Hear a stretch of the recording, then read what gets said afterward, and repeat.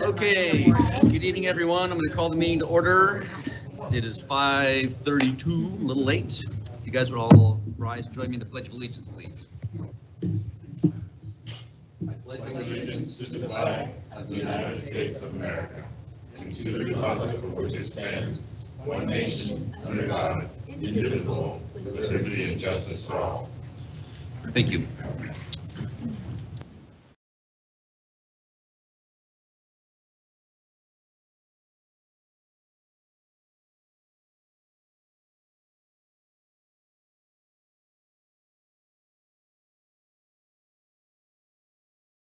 Board self-assessment. Tricia Lubach is here from WASDA to help us march through all this fun stuff. Great. Should we start marching? Let's go. March. Wonderful. Thanks for having me today. I'm going to start by handing these out. We might have run in a few trees here. Thank you. Probably this is too many, but yeah, I think so, because Mike's got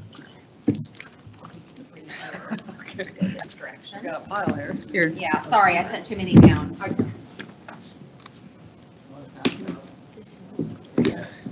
There's some up there. They really are done. I'll give you one of two of these, one for you. Thank you. Thank you. Okay, let's see if I can use this properly. So thank you for having me in. I was here 2 years ago. I really love the whole retreat setting. It's just so nice to have some time to just kind of sit around the table and have conversations with each other about some of the things that really matter. So I appreciate you all inviting me in. My goal tonight is to walk you through your self-assessment and also help unpack it because it's, as you just noticed, there's a lot of paper there. So I have some shortcuts for you to get through it quickly. And really my goal is just to be a guide for you tonight. Engage you in some conversations with each other that maybe you don't have the time to do that generally aren't on a regular business meeting. So we'll do that.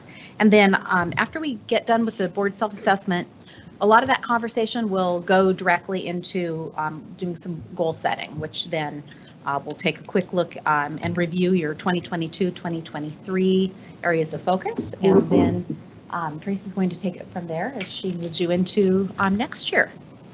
Any questions before we get going?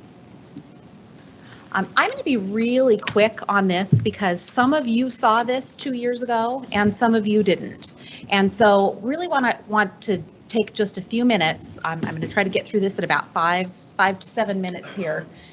Why this matters. Where does the board self-assessment come from? Does it matter? You know, just because we say this is true, how do you know that that's true? So we'll walk through this a little bit. Do board actions matter? Is a question that, you know, we get from time to time. Do boards even make a difference in the education system? And we have some data around that we're going to walk through pretty quickly, and then we'll dive into your own data. How does research inform those issues of boardsmanship, and then really what does WASDA's self-assessment survey look like? So the Lighthouse studies back in 1998 were some of the first, that was the first area of research that really looked at boards. Teachers, principals, even superintendents to some degree have been studied in terms of what their impact is on students. But boards had not been studied much, like do they matter or do they not, really until the Lighthouse studies that came out of the Iowa Association of School Boards. And what they found is that boards who governed high performing districts, and I will tell you when we use the term high performing students in this area, it is that narrow definition of how are they doing in terms of academic assessments. Unfortunately, that's really one of the primary ways that that data is gathered from state to state. So recognizing it doesn't cover all of what student success means to it. But it turns out that those boards who are heading up high performing districts, they behave differently than those boards who are governing districts with low performing students. And so the Iowa Lighthouse study really wanted to look at why, and they began that work. Lee and Edens are a couple of researchers who they must have been real gluttons for punishment because they went to hundreds of school board meetings. Oh, I know, not necessarily something we'd all want to do. And their purpose was to track what they saw during those board meetings and to then align it with what they saw around those districts' student achievement data. And what they found is that those districts that had low student achievement, their board meetings tended to have these characteristics. I'll just let you look through them.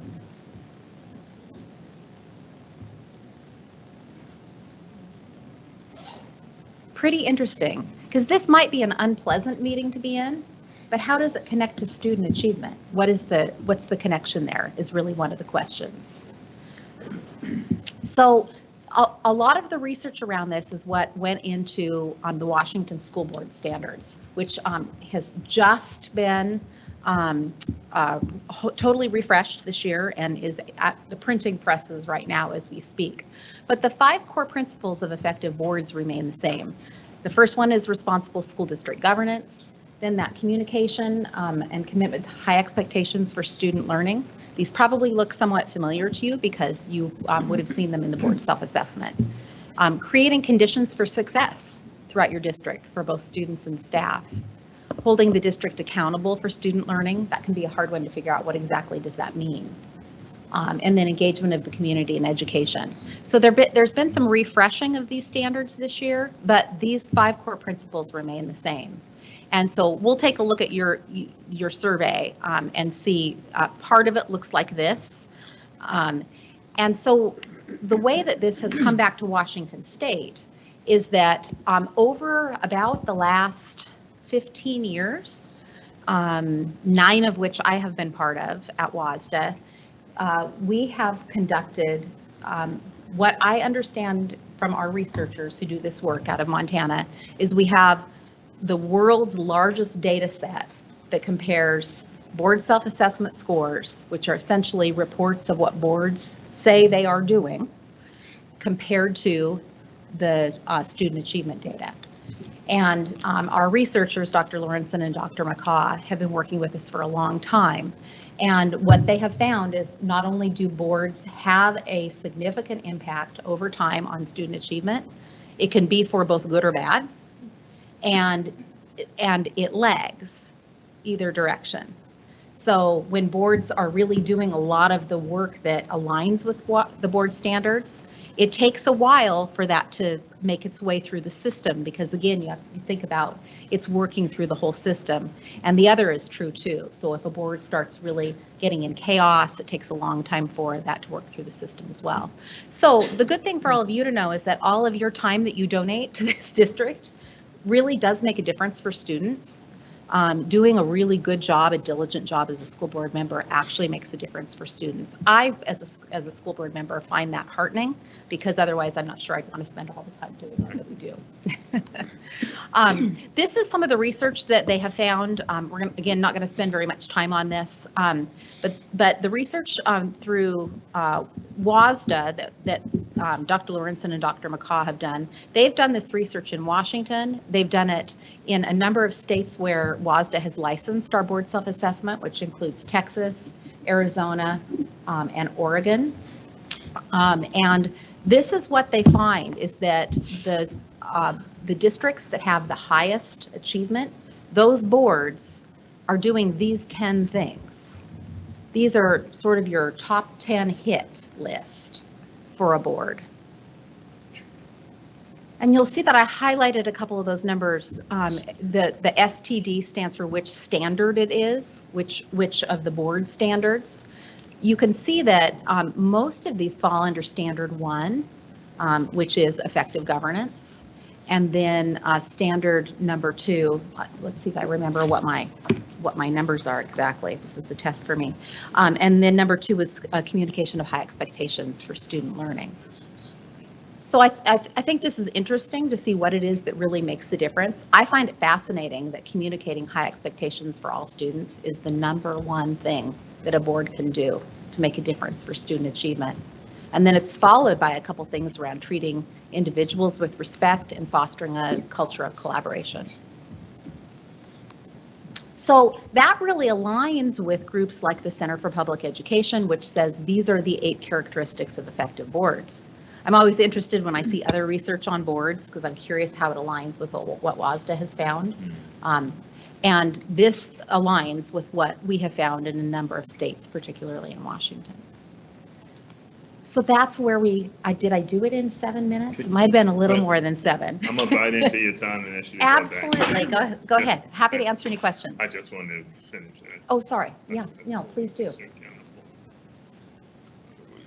And I'm happy to send this to you too. I can send this to Tracy. Yeah.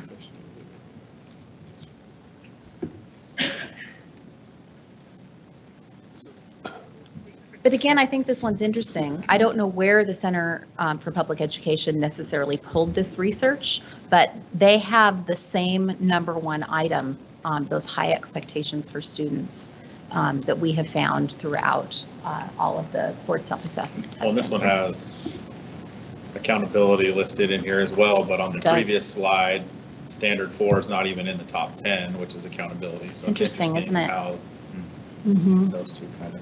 And just because it's not in the top 10 doesn't mean it doesn't matter. Right. There are 72 questions on the board self-assessment. My apologies for that. Yeah, what's wrong? Should go back one. That team in number 8. This one?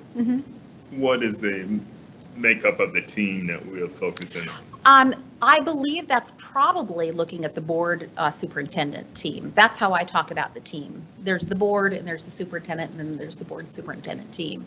So doing exactly what we're doing right now is what that is. So the board and the superintendent is a team and the staff.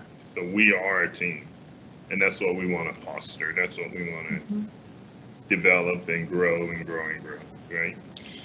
If there is not, again, if you think about this collaboration, this collaborative relationship, if there isn't that relationship between the superintendent and the board, the district is really hobbled at the top. I agree. Yeah. I totally agree. Good job. Thanks. Other thoughts or questions on this? Well, I do. Sure. Let's say if you want to deepen your team, you want to make it a stronger team. Does WASDA offer ways, or are there ways out there to make a team stronger? Okay. Yeah, one of them we're about to start here in just a few minutes. Doing a board self-assessment together.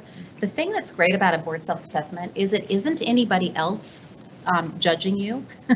It's you saying, I think this is how we do our business. This is how we behave. This is how we believe. And because you own that data yourselves, you then have the power to say, well, this is what we're going to launch into is I want you to start with where are the areas that you're really strong, because you as a team really have some strengths. Now, I will say that your question about the team, only the board members take the self-assessment survey, but your whole team with your superintendent has the discussion about it, because a lot of these questions do relate to the board superintendent team. Similar to how, when you're working with your superintendent on her evaluation, it's a group conversation. There are lots of other ways to improve your team. One of them is going through a strategic plan together, which is your strategic plan about 2 years old? No, our strategic plan gets updated annually. Okay, So it's just a year old It then. is an annual document, and that's one of the things that we do traditionally at this meeting too, is get input from the board to start developing the objectives for next year's plan. So the goals stay the same, the objectives change every year, because they're big, broad goals. Okay. Perfect.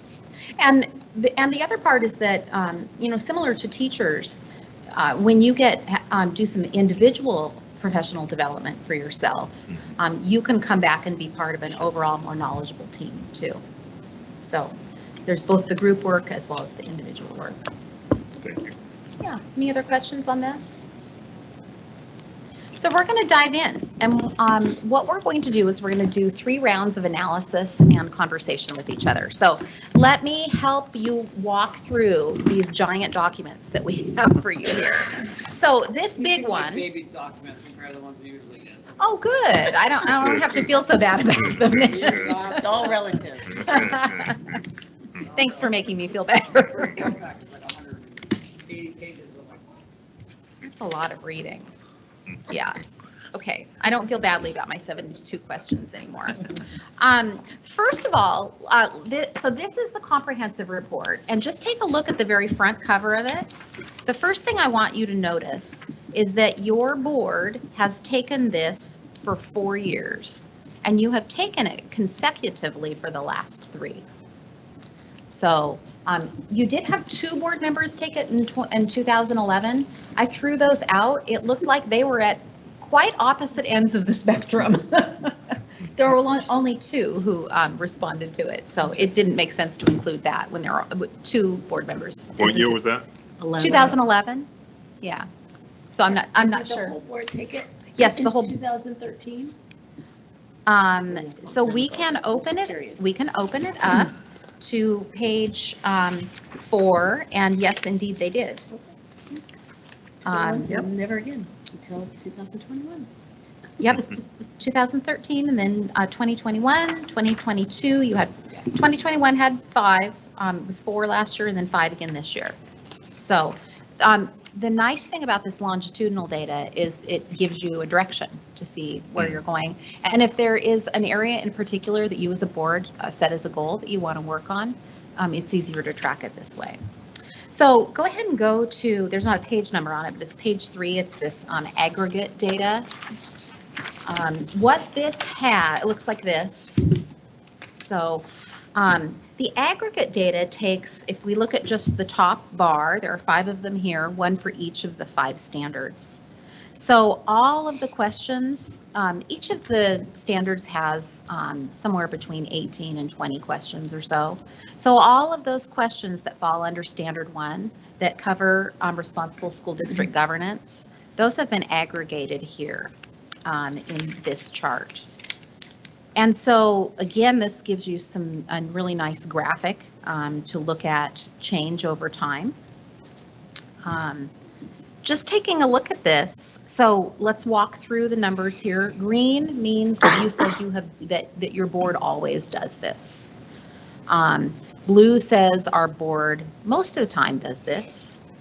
Yellow is some of the time. Red is never, and black is I don't know whether we do this or not. And there's nothing necessarily wrong with a black, especially if you have some new board members. That's pretty common to have some folks say, I don't know if we do this. And those don't, so to speak, count against you in the score. They're just zeroed out. They're not counted in the averages, because what we want you to do is take a look at those areas where you have a couple of don't knows and make sure that you come back and fill in that knowledge perhaps for some of your board members. So you can take a look at this here. So if you're in the green and the blue means you feel like your board does that pretty well. The yellow and the red, not so much. So taking a look at this, out of these 5 standards, what would you say is your biggest area of strength? Make you do some math now. Looking at 3. Might 3? Mm-hmm. That's a high score. Mm-hmm. Creating conditions district-wide for student and staff success. That's right. Which, interestingly, you do have some I don't know responses in there, which sometimes just means that you're not sure that you're looking at the data that you want. But you're right, that's the highest. What's the lowest? 1. One? One. They're pretty close. You don't have one area that's a lot higher, a lot lower. So yeah, that standard 1, providing responsible school district governance. And I point you to this page because you're going to see this as you go through your scores. You'll be able to talk about what that means, maybe some areas that you want to set some goals around. So what we're going to start with, I'm going to just pass out one more. Oh, let's see. Let's go to your next one. Your survey ranking. This is a lot smaller. This is your cheat sheet. We started doing this a few years ago because this was so hard for people to get through. So let's take a look at the top item here. I want to walk you across the top where it says, right above the line, it says average. That's the average score you would have gotten for that you gave yourselves. So for example, the number one item on here, which is circled in green, that 4, all of you gave yourselves a 4 on that. So 4 out of 4. So what you are saying is we do a really good job of regularly monitoring the budget and the fiscal status of the district. You all agree that that is a strength of yours, and that falls under standard 3. So as you go across, you can see on the right, there's standard number and then what the standard is. So all of these on this page that are circled in green, I would consider those to be strengths of yours. What page are you on? Oh, this one right We're here. on this, we're on the Oh, I small know, the report. sheet. Yeah, Okay. yeah, the cheat sheet. You definitely won't find it in that big one. Yeah. Good. Yeah, you want to look at the cheat sheet, Ron. It's helpful. I'm not used to cheating. Yeah, well, I'm letting you this time. It's a quick map is what it is. It's a map to the bigger, there you go, Cliff Notes. If you turn that first page over, you'll see that there are 2 more at the top that are in green. I would also highlight that third one because it also is 3.5. We have some kind of a strange algorithm that doesn't always mark them. So any of these that are in green are those in which you scored yourselves. Your composite score was 3.5 or higher, which is quite high and indicates an area of strength. All right, let's go to the back. You know where we're going, right? So the back page, you have some in kind of that pinkish red. And again, on the last page at the very top, that one at the top is a 2.6, also needed to be shaded. And those are the areas where you rated yourselves the lowest. And we'll be talking about those as we go through. So what I'm offering to you here on this ranking survey is you can use this as a guide to start with, but let's say you want to look at more information about one of these. Let's go to the one that's at the very, very bottom, okay? That is commit to a clear and shared purpose. That's standard number 1, and that is question number 5. So go ahead and go to your big report here and go ahead and take a look at question number 5. And you can see that 2 of you said we commit to a shared and clear purpose most of the time, and 3 of you said some of the time. And I'll take this opportunity to say none of us are here to figure out who said that, because as a team, particularly when you're talking about something like this, a clear and shared purpose, you all have responsibility for it. So Should we just blame it on Gabe. Well, that makes the whole evening easier. You can write your name in there. But that's an example of how you can take a look at this. You can compare what you have on the ranking survey to what's here. While you're on that page, go up to number 4, where you gave yourselves 4 out of 4 on basing your decisions on what's best for students. You can see that this team has improved over time on that one. You look at 2013 and 2021. You have, excuse me, I am getting them confused because it's green. Right. There has been some slight slipping in that one, but still all of you have said most of the time on that one. So that's a way to take the answers that you have here, and if you really want to dive into the question, you can. One last thing I'll let you know about that's on this ranking survey. Again, if you look across the very top, the labels that are at the top, it says average, minimum, so that's the minimum score. The next one is the maximum score. And then the next one, it says STDEV, that is the standard deviation. And so we're gonna do 3 rounds of analysis and conversation. Your first round is gonna be, where are the areas that we really feel like we have strength as a team? That's round 1. It's easy to dive into what are we doing wrong or where did we rate ourselves lowest. It's really important to start with strengths and look at what are we doing right as a team, because that's what you build on. And then the second round does give you the opportunity to look at where are the areas where we rated ourselves the lowest. And do we want to think about some goals for ourselves as a team around that? And then the last one is around areas where your board lacks cohesiveness, where there's a lot of variation between the scores. And that's where that standard deviation comes in to help us. Because anything above a 1 is a helpful standard deviation to take a look at. Okay, I just talked to you a lot. Do you have questions right now? I'll give you more on what our next step is, but I want to pause. Okay. Your eyes don't look too glazed over yet. Not yet. Okay, great. So what we are going to do is we're going to dive into areas of strength first. And so let me again have just some worksheets for you. It's okay, I can walk around. Get some steps in tonight, right?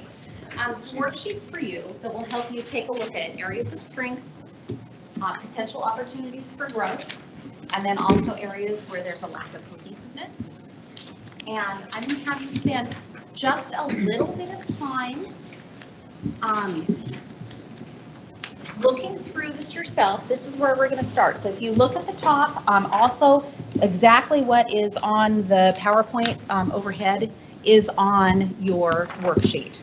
So if you look at the worksheet in the area of green, areas of strength, what you'll want to think about is looking at the questions where you rated yourselves the highest. Do you see any patterns in there? Were they clustered mainly within 1 or 2 standards? And are there any common themes among those survey questions where you rated yourselves the highest? So that's where you'll start. And then if you have some time, you can then also think about, why is this a strength? We'll have some conversation around this.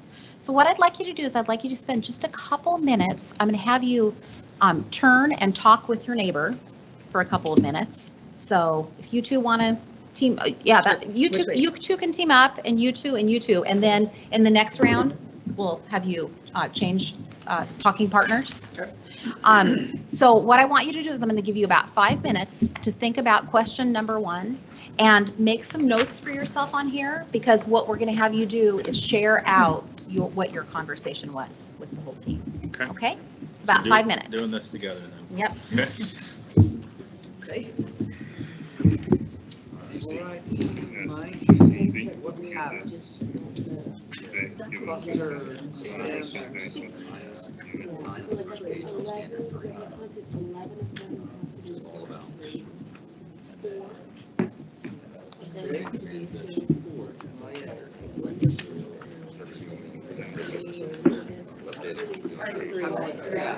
We do anything well, it's the finance. Sure.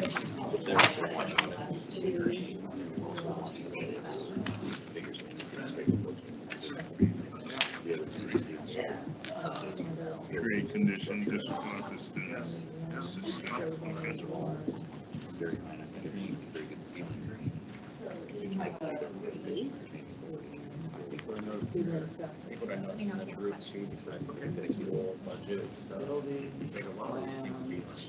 Budgets,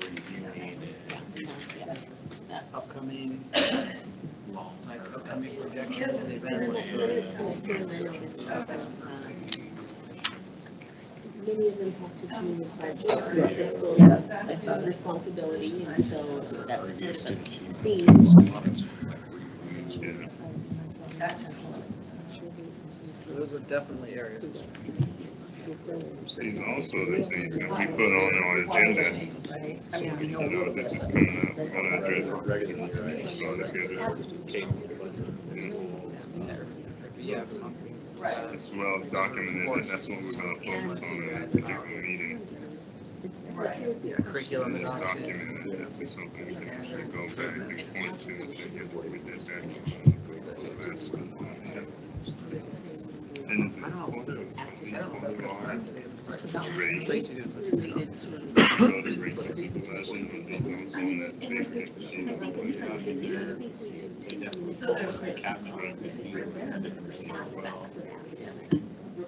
It's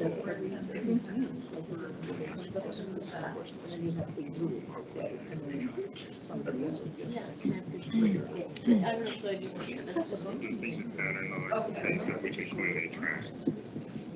One thing in here too, is kind of interesting is, We had a cut. so, Or didn't, there was only a few questions. You know.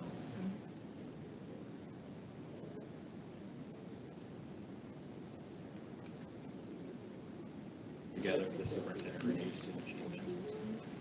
Another one.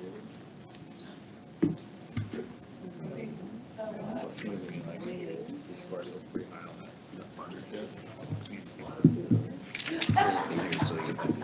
Second page. And even though it's not green, when you go down a couple of written goals, Really budget, stuff like that. And then the basic thing, we believe the word. Basic thing, the word, paying attention to what's happening. Safety, all that stuff for safety. A lot of stuff that We bought, evaluation what about that number, whatever that was, is. line These pockets 5? we've Are we given. scheduled for time review for district plan? Doesn't, I'm not sure if that was into any of them. I see that it's like a maybe the connection between, and hopefully people see it between our strategic plan, our board calendar. This is kind of how I have done. Is, you know what I mean? It's like, Keep oh, the I community would informed. do that one. Sometimes So you when forget it what's comes, in because the Because law. we're looking like on these 3.4s, Yeah. Like when we're over here. do we need to do more and of that's a lot of that, I think it's, they go into standard 4, kind of like your next tier. Should have published it on the Whole school district council meetings. So why is this strength and how? Just trying to word one of the things that you just said. That one's So I enough. like what you said. Or really good, but the other one. Yeah, it is. Yes, we're getting some If you three. don't, Right. you do it.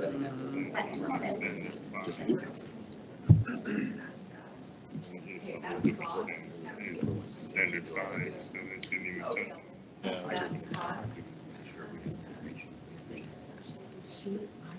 Just only communicate to the public, we don't talk about our roles Yeah, and responsibilities. so that's, Take that out. I wrote, getting information about student progress, standard goal achievements. Yeah, that is a straight. They'll have about one more minute. You want us to work on growth things too? Nope, just the green ones right now. I'd look at the Yeah. policy that ensures hiring and retention of highly. Yeah, I feel good about that.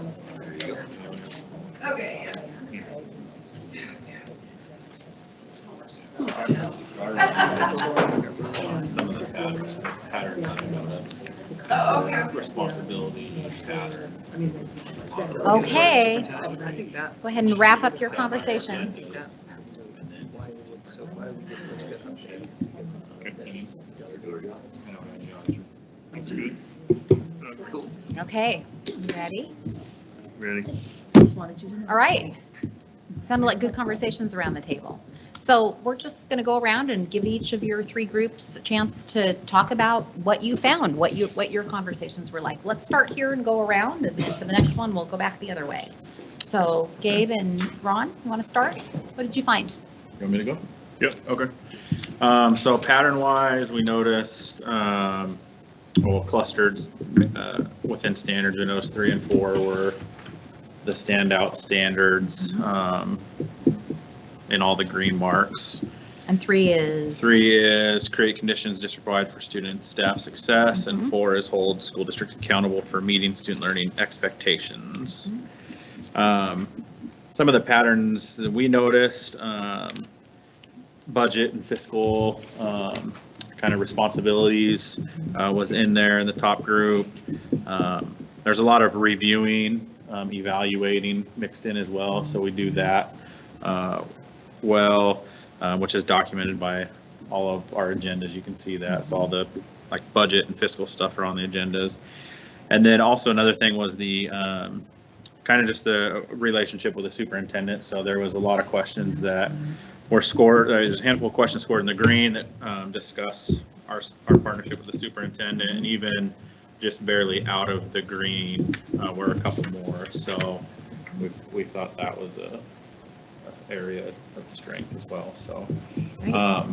I mean, answer question 3 too, or we? Let's come back. Okay. Let's come back around to that. Ron, do you have anything to add to that? A lot of it is on our agenda. It ends up on our agenda at some period of time. Like at the next board meeting, we cover one of these each time. One of the standard areas. So you've had some real intentional Yes, focus on those. absolutely. Yeah. And trackable. We can go back and say, yeah, we did that in February of last year. Nice. Good. Okay, Michael. Okay, how about your team? What did you find? Well, that wasn't just me, but I thought that, we thought that we did excellent at like building plans, budget, upcoming projects, anything that has to do with like the, kind of like what the district, where the district is going, how we're gonna get there. We both felt like we're excellent at that. We get a lot of reports on financial things, and a lot of projections, and a lot of plans and possibilities, so I think we're doing a great job with that. And then getting the information about the student progress and the standards and the goals and achievements. Again, I mean, the cabinet, that they do presentations virtually every meeting, right? I mean, it's so we're constantly getting that update. And we both agree that we think the reason why is because of question number 10, which is kind of the relationship between our superintendent and us. I think she does an excellent job at listening and asking questions and then trying to execute what we're trying to accomplish. And I think we do a good job of like delegating authority to her. So because of that relationship, I think that's why we have things to do. Great. It's a great analysis. Yeah. Anything to add, Michael? That's exactly what we came up with. Yeah, good. And when you really look at these, being a board that's strong in creating conditions for success for your staff and students, and also holding the district accountable for student learning, those are 2 really good things to have as strengths as a team. Really good things to have as strengths. Okay, thank you both. Your team, Tracy, Diane? We're both pointing at each other. You each have a turn. I'll start. So we noticed there were 11 in the standard 3, so student and staff success overarching. Yep. And then 4 of those were budget and finance, and our budget and finance office does a fabulous job of always keeping us on track of where things are. But the thing we said is we wanted to go back and look and make sure, and when Dr. Pierce looked here, we did find it that, yes, every month we do budget and finance. Are we doing academics at the same time? And yes, because like Micah said, we're always having those things here. And I think that probably should wait till later, but some of the things maybe about community oriented, that is in there too, even though maybe community score is high, but that's presented also for the community to see, not just us, but that is our job. So I think that's pretty much what I have. Do you have anything extra? No? Okay. Okay. So did any of you get to the second question, why is this a strength and how can our board remain strong, continue to improve in this area? So you don't want to let that strength go. You want to keep that moving forward and then pick up speed. You did it. Yeah, that was, I included that in the why, the relationship. Yes, you did. That's correct. Yeah. Maybe I answered all So the questions at once. You Sorry. did. You were an overachiever. No, that's great. Thanks for mentioning that. And what we noted was the connection between the strategic plan and the board reporting calendar. I noticed that as well. And that has to be very explicitly put together to keep those areas of strength. Yes. And we'll see that in a few minutes. I have your focus areas for this past year, and I can see a lot of that work that you've done in the scores that you gave yourselves here. Well, I think too, when you talk about the ability to have we have the calendar, which keeps us on track, and it provides that consistent reporting of different areas, as well as the flexibility where we can, throw something on the agenda, have a discussion about it in the next meeting, and then when we do, it's always, a detailed presentation, and we get the stuff we need. And so I think as long as we keep that communication and that kind of cadence, I think we'll continue to have that as a strength going forward. Yeah, having those protocols and those processes in place really helps you be successful in those areas. It's a lot easier than if you're trying to figure it out new each time. I think we can continue to improve by showing the value and maybe pointing out the value of these things, because you come to a meeting and say, why is that? I'm sorry, I thought it was, is Vic here? Yay. He's hiding. Sometimes I say, why did Vic say that again? I could sworn you just said that in the last meeting. But as you sit there and you listen to it, okay, he's saying there's a slight change, or you want to emphasize something. So as long as we continue to give value to those reports, that information, I think we'll continue to improve in the area. Staff works really hard on those reports to keep you informed, and then you all have the responsibility to think about what those mean for you as leaders, how they inform your decisions that you make as a team. In the community, always. Right, absolutely. Keeps the community informed as well. One of the things we talked about with that is having Vic always telling us that and paying attention when our levy double failed. We had the information we already knew to some extent, because he would have, if it passes, if it doesn't pass, and so we had, sadly, the knowledge of what was going to happen and how it was going to be ameliorated, so it wasn't such a bad thing. And I think that at least made me feel a lot better that we were already planning ahead for an uncertain future. Okay, we're going to go to the next one. How did that work for you? That's good. Was that helpful way to digest the information? Yep. Okay, so we're going to look at some areas for the opportunities for growth. So the questions are the same. You've got them over on the right-hand side in red, because those are those that you'll find at the back. Again, go ahead and include that one at the top, and you're welcome to go up a little bit even beyond just those two. So this time let's change partners. Why don't you work with your partner on the other side of you? Gabe, I'll give you my chair. Okay. How's that sound? Oh, if I can get over the hump. Someone worked hard on that. We don't want anybody tripping. Did the music just stop? It may have, yeah. I know exactly what you're talking about. Shows our age. Yeah. So same questions here. Opportunities for growth. I'll give you about 5 minutes.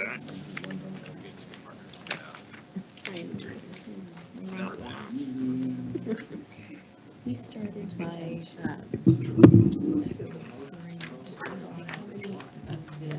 lower ones are connected to the standard rates. 4 has 2, 5. We already did that 5 ones. 2 has 1, 2. 4s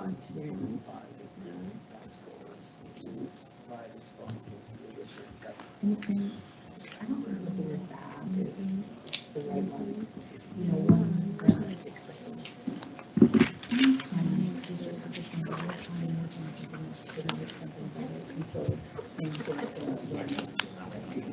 Get the time, so it's things to improve on, right? Because this has changed over the years. So, policy decisions, professional development, the board,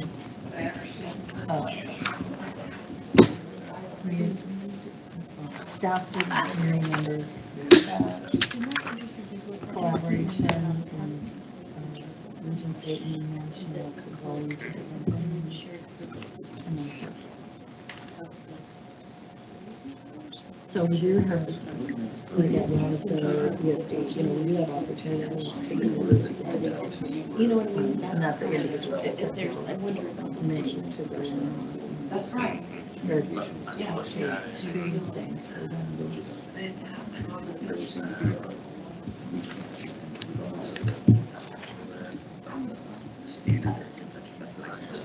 Yeah, I don't disagree with that. I also have comments down in community.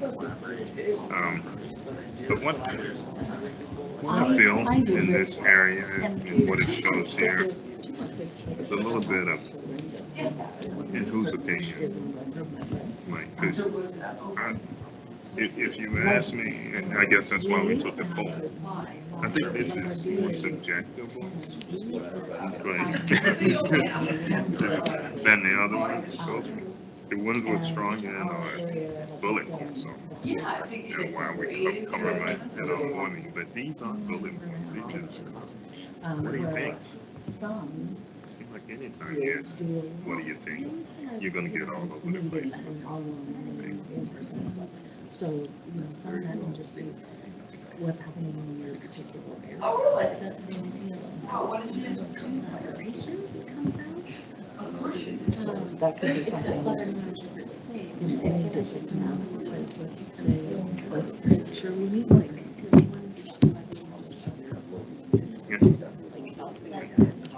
Right, there's a, yes, And where is that?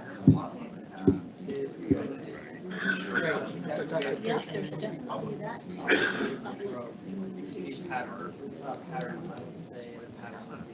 Even the second here, when we say professional development, I go to a conference, you can get a lot out of it. Like helping other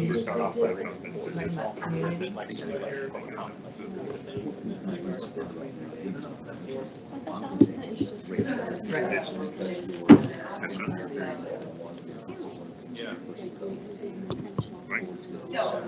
This one is super interesting. If you have a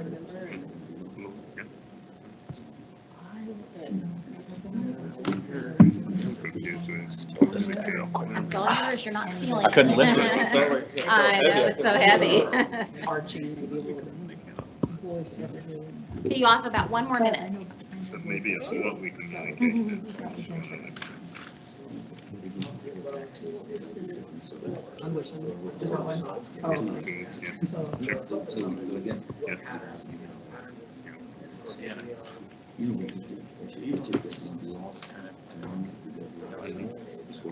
Yeah, it would be.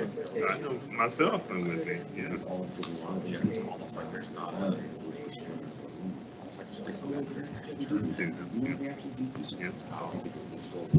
think you're right.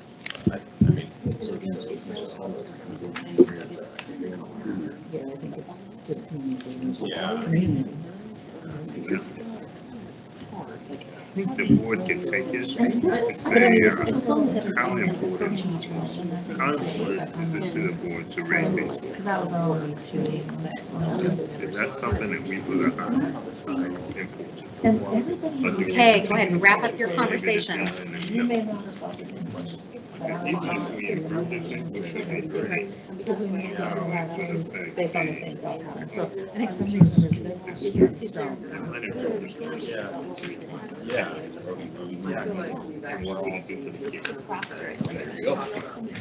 No, but I mean, no, it might be a good thing. Oh, to with, go for through. parents and stuff, yeah. This is how we get through this question, so that's how you. Yeah, we're getting there. Right. We're getting there. We have a long way to go on that. Yeah. Without the who said what, how did. Yeah. I know I'm rushing you, and I apologize. The nice thing is that you have all this data, and if you ever want to come back and revisit it, you can. It's easy to do.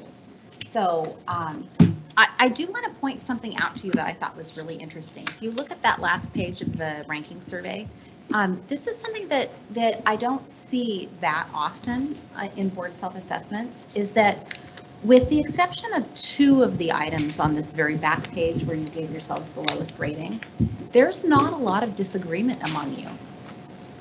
Like, you all have sort of said, yeah, this isn't something that's our strength. There are 2 of them on there where there's a little bit of variation. There's some of you say most of the time, and some of you say, you know, never. But for the most part, you all were really close on your scoring here. which it's actually a strength to be able to say, yeah, this isn't an area that we're good at. Anyway, I just thought I'd mention it because I do lots of these and I don't see that very often. I thought it was interesting. Should we go around this way this time? Want to share out? Where did you, I guess you two, sorry, I'm in the middle of you here. Let's talk about opportunities for growth and what you saw. So we noticed obviously right away, there were 5 questions that were in standard 1, so providing responsible school district governance. The rest were kind of evenly split, so that was kind of the highlight there. One kind of common theme, I mean, I noticed, and I think Dr. Pierce did as well, but a lot of the questions kind of were around like communication, collaboration, informing the public. So it all kind of felt like it is like all kind of under the communication umbrella to me. And I think also too, part of it, I guess I think about too is how are we interpreting the question amongst each other? Like, is my interpretation of the question the same as everybody else's, or we all have 5 really different ideas of what the question means? So I heard that from all. So yeah, so like commit to a clear and shared purpose. Like my interpretation of that is going to be different than everyone else's, and we may just be so far off that we're just all kind of, I guess, grading ourselves quite differently. So I thought it'd be interesting if we, prior to doing the survey, if we had some time, we said, okay, this is kind of where each question would be. If you're going to answer it, this is kind of the thought or the outline maybe, and then take the survey. So we're all kind of on the same page. But that just makes me wonder, is there any tool with WASDA that says like this is what sort of a rubric, Right. like this is what always, sometimes, always, most of the time, some of the time, never looks like with any of these? There's not a rubric because there are 72 items, so it would be a big rubric.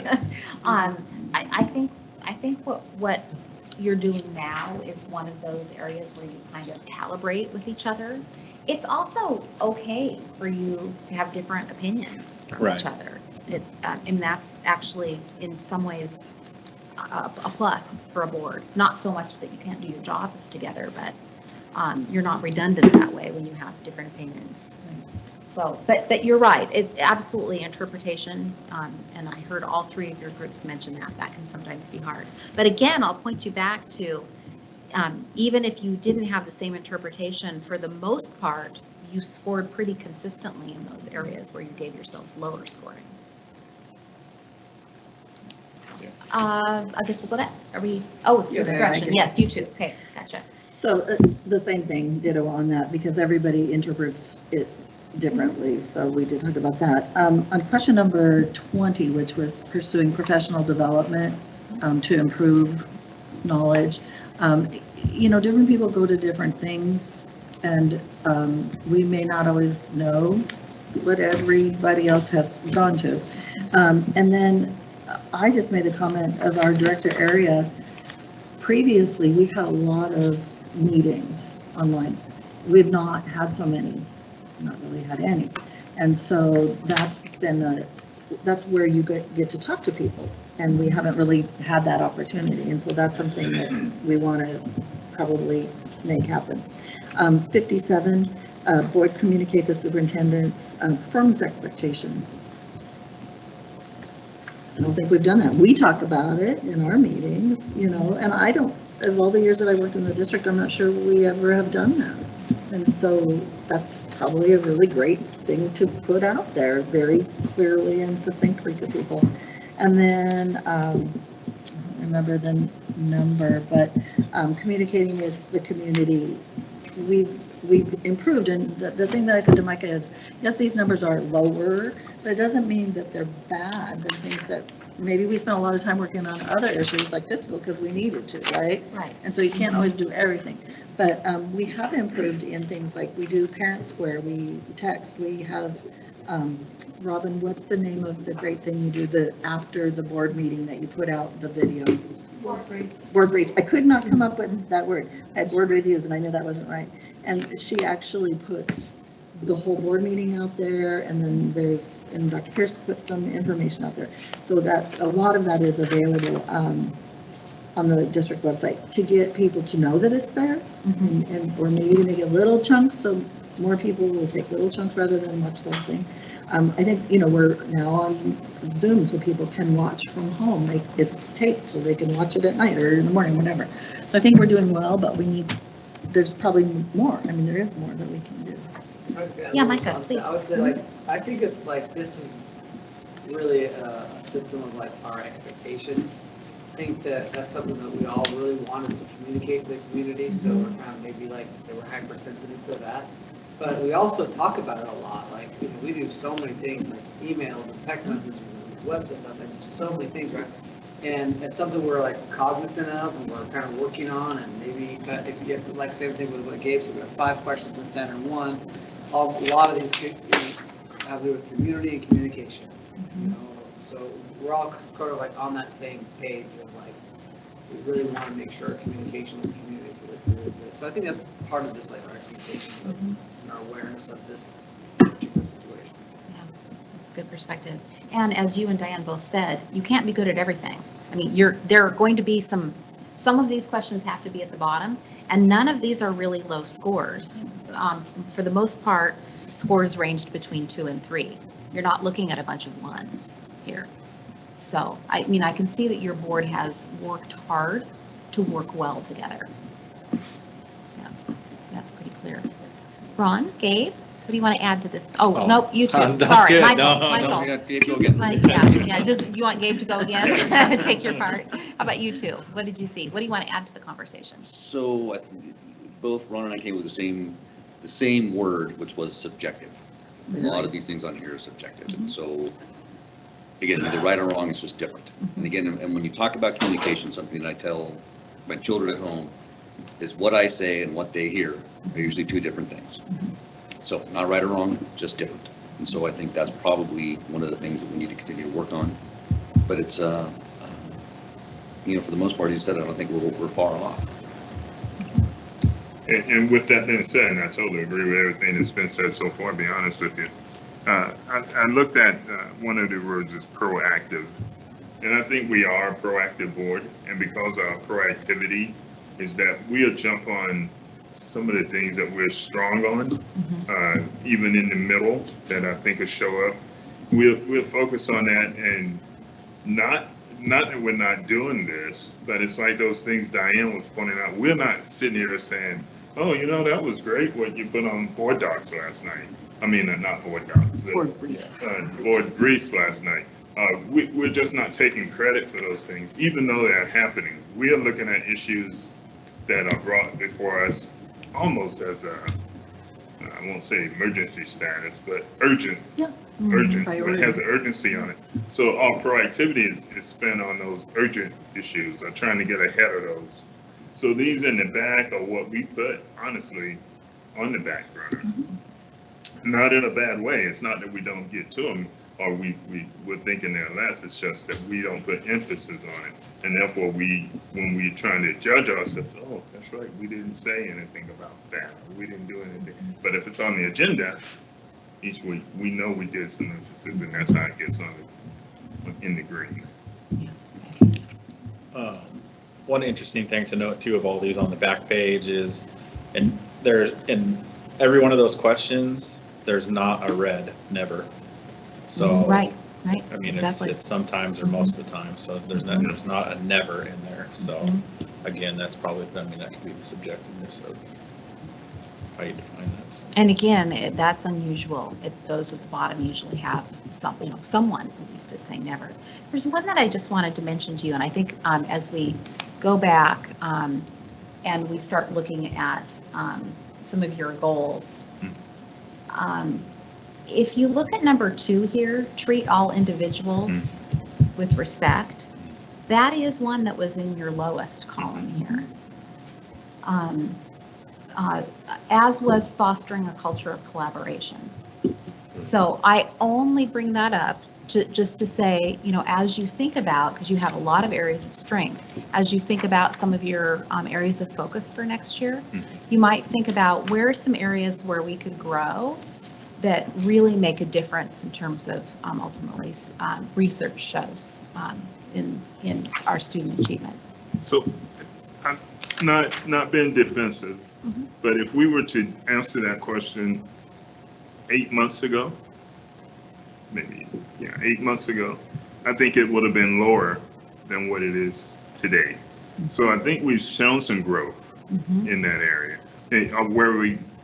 I don't know if we're where we want to be, but I think we're on the right trajectory to get to this, where maybe next year this would be mid-pack, if we can stay away from Does that resonate with some of you? controversies. I feel like there's been some, yeah. And I don't know if you heard the last two words he said, controversial issues. When more controversial issues came up, there's more stress and strife. Absolutely. When there are less, then you go about the business of doing the business. And so obviously when things are less stressful, things are better, but we need to strive for when those controversial times come up. Yeah, we almost have to adopt a military state of mind, is that when you go into conflict, it's tough, but when you made it through it together, it sort of strengthens your bond, because you have, so I see that as a school board also. You make it through these events or what have you, it makes you stronger, because the end results reflect on not just one person usually, it reflects on the board. So I think, I say again, I'm repeating myself, I think we are on an upward trajectory. There's that book, I never remember the exact name, How to Have Uncomfortable Conversations about Uncomfortable Things or whatever, conflict. I think those are the things that we probably need to study more or look at or talk about, because there are ways to get through stressful, not things that everybody can agree on, but agree on how you do it. But you don't have to agree on the end result, but on how you get there. So those are ways that we can learn. One other thing, Tricia, I'm sorry. Gabe pointed out the number one's 5 and that deals with governance. I don't know, we don't spend a lot of time talking about how we govern ourselves, do we? No. We don't do that. We just go about business. And I don't see that as a weakness. I see that we can govern ourselves and we can add that energy to other issues. Yeah, I think this tends to refer more to governance of the school district. I see. Okay. Yeah, rather than just, it certainly includes some of those pieces around yourselves. How are you operating as a governance team? Okay. Right, yeah. That makes sense. And I look at it too, like when you look at other corporations and everything, one of the key issues typically for corporations and bigger businesses and stuff, right, is communications. Too much, not enough. It's all, and when I look through all this and I see a lot of it revolving communication, it's something that's always, I think, always kind of an issue for everyone to keep working to better that communication. And I think we've done things to do that with all the stuff we've put out and trying to communicate with the public and the meetings and all that stuff we're doing extra. Even the board panel, we talked about doing that. So we're doing better there. I think a lot of it's just maybe not hitting top of mind because we're dealing with all these other things. So no one ever arrives at perfect levels of communication, ever. Yeah. Particularly in a district that's just so big and has so many different audiences. So I'm hearing from you all that you feel like you've even these areas where you may have rated yourselves a little lower, you're still making progress. Continue to make progress. So it'll be interesting to see, when you come back and do this again next year, what it looks like too. So. Well, next year it'll be 3 to 2 or 3 board members. 2 or 3 board members. Yeah. I know. You just start figuring it out, and then your team changes, huh? And so that'll be a really important consideration then. As you have for sure some new board members, is how do you start creating that team, that collaborative team, and put it together really intentionally?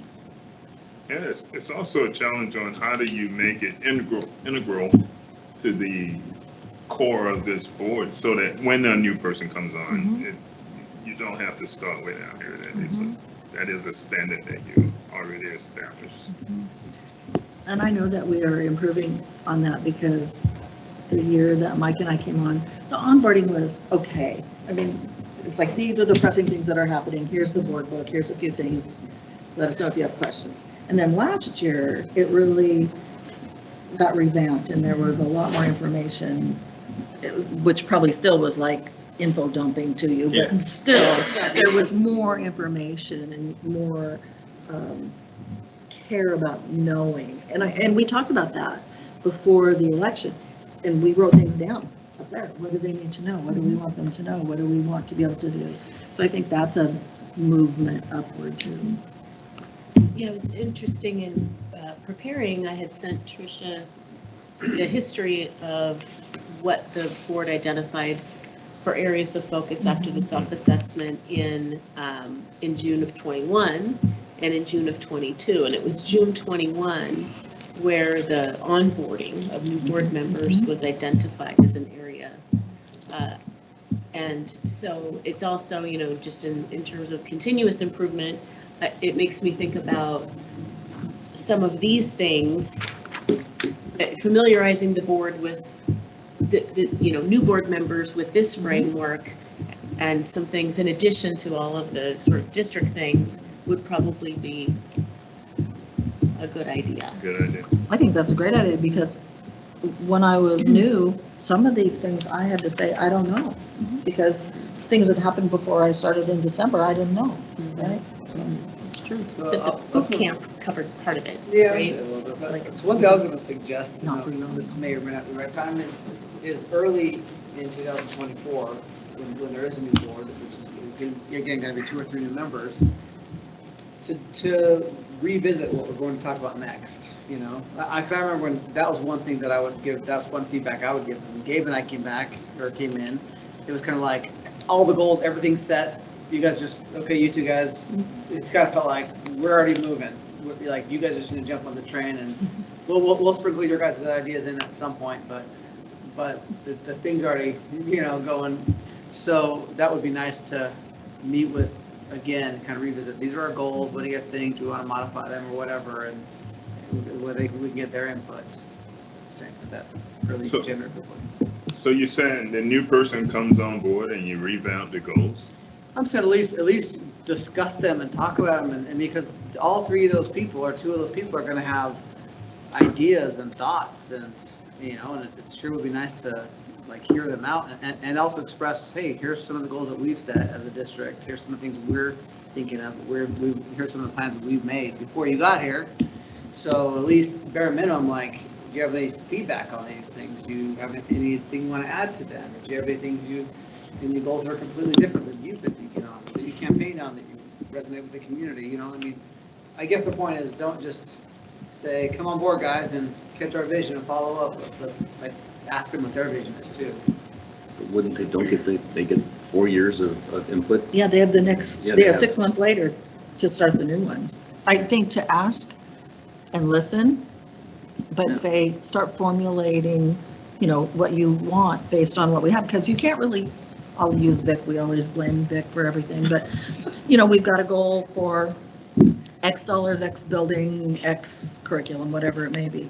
You can't come in December and say, oh, wait, I don't want, I'm making this up, poor French people, if you're listening. I don't want, you know, a French curriculum this year. I want to give a Japanese curriculum because we don't have it. You know how that doesn't work, right? Whether I think there should be a French curriculum or not, that's in the middle of the year, is not really something to change. But listen and say, next year, go for it. I think what I'm hearing though is that it's that moving train, like the train is moving and I'm just standing here and I'm supposed to grab on somehow.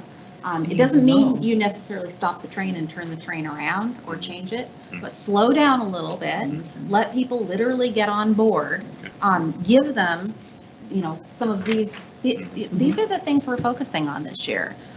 This is our strategic plan. Let's walk through this together. at least that grounding. I think maybe, Micah, that might be part of what you're talking about. Yeah, I And don't know how then, you felt, but didn't you, I felt like I it was think- just like, it's already, guys, the whole thing's already in motion, it's already in plan, it's already there. So just, It is.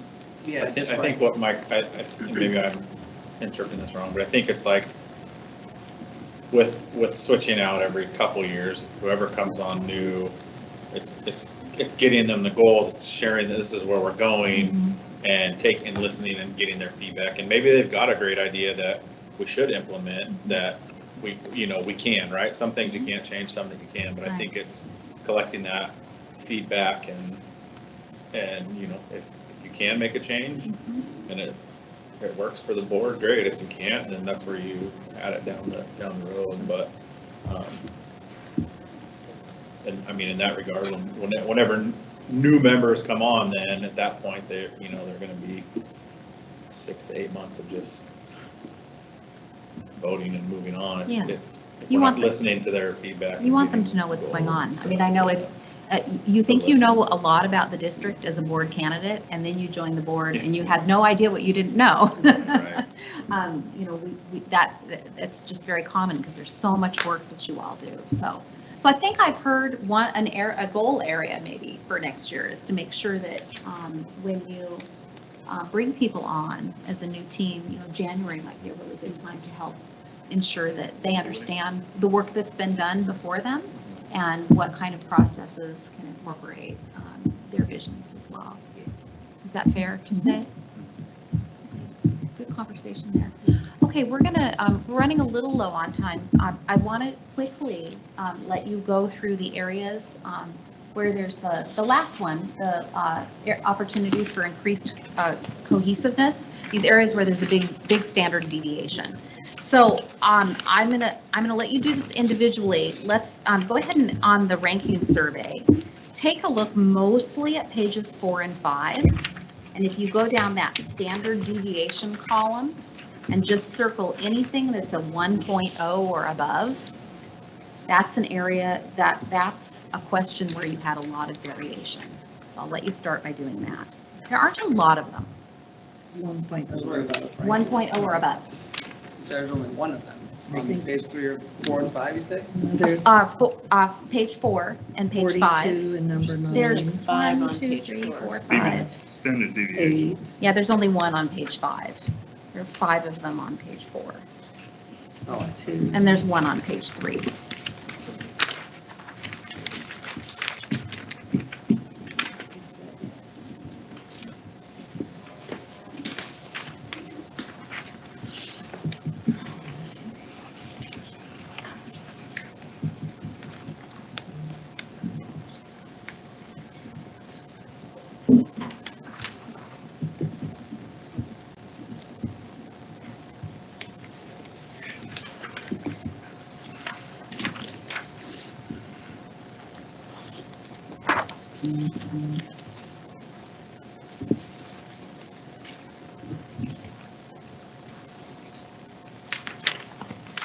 What those look like in this document is like a rainbow. So like question number 9, you have answers all across the board. Some people said all the time, some said most of the time, some said some of the time, and one said never. So that's an example of those.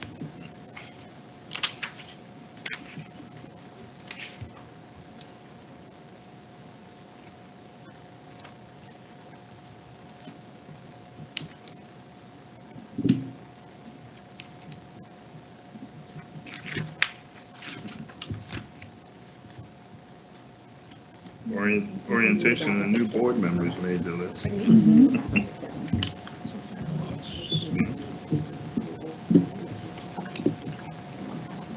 Yeah. I'm sorry, Ron, were you asking me a question? I spoke out of turn, You're mumbling.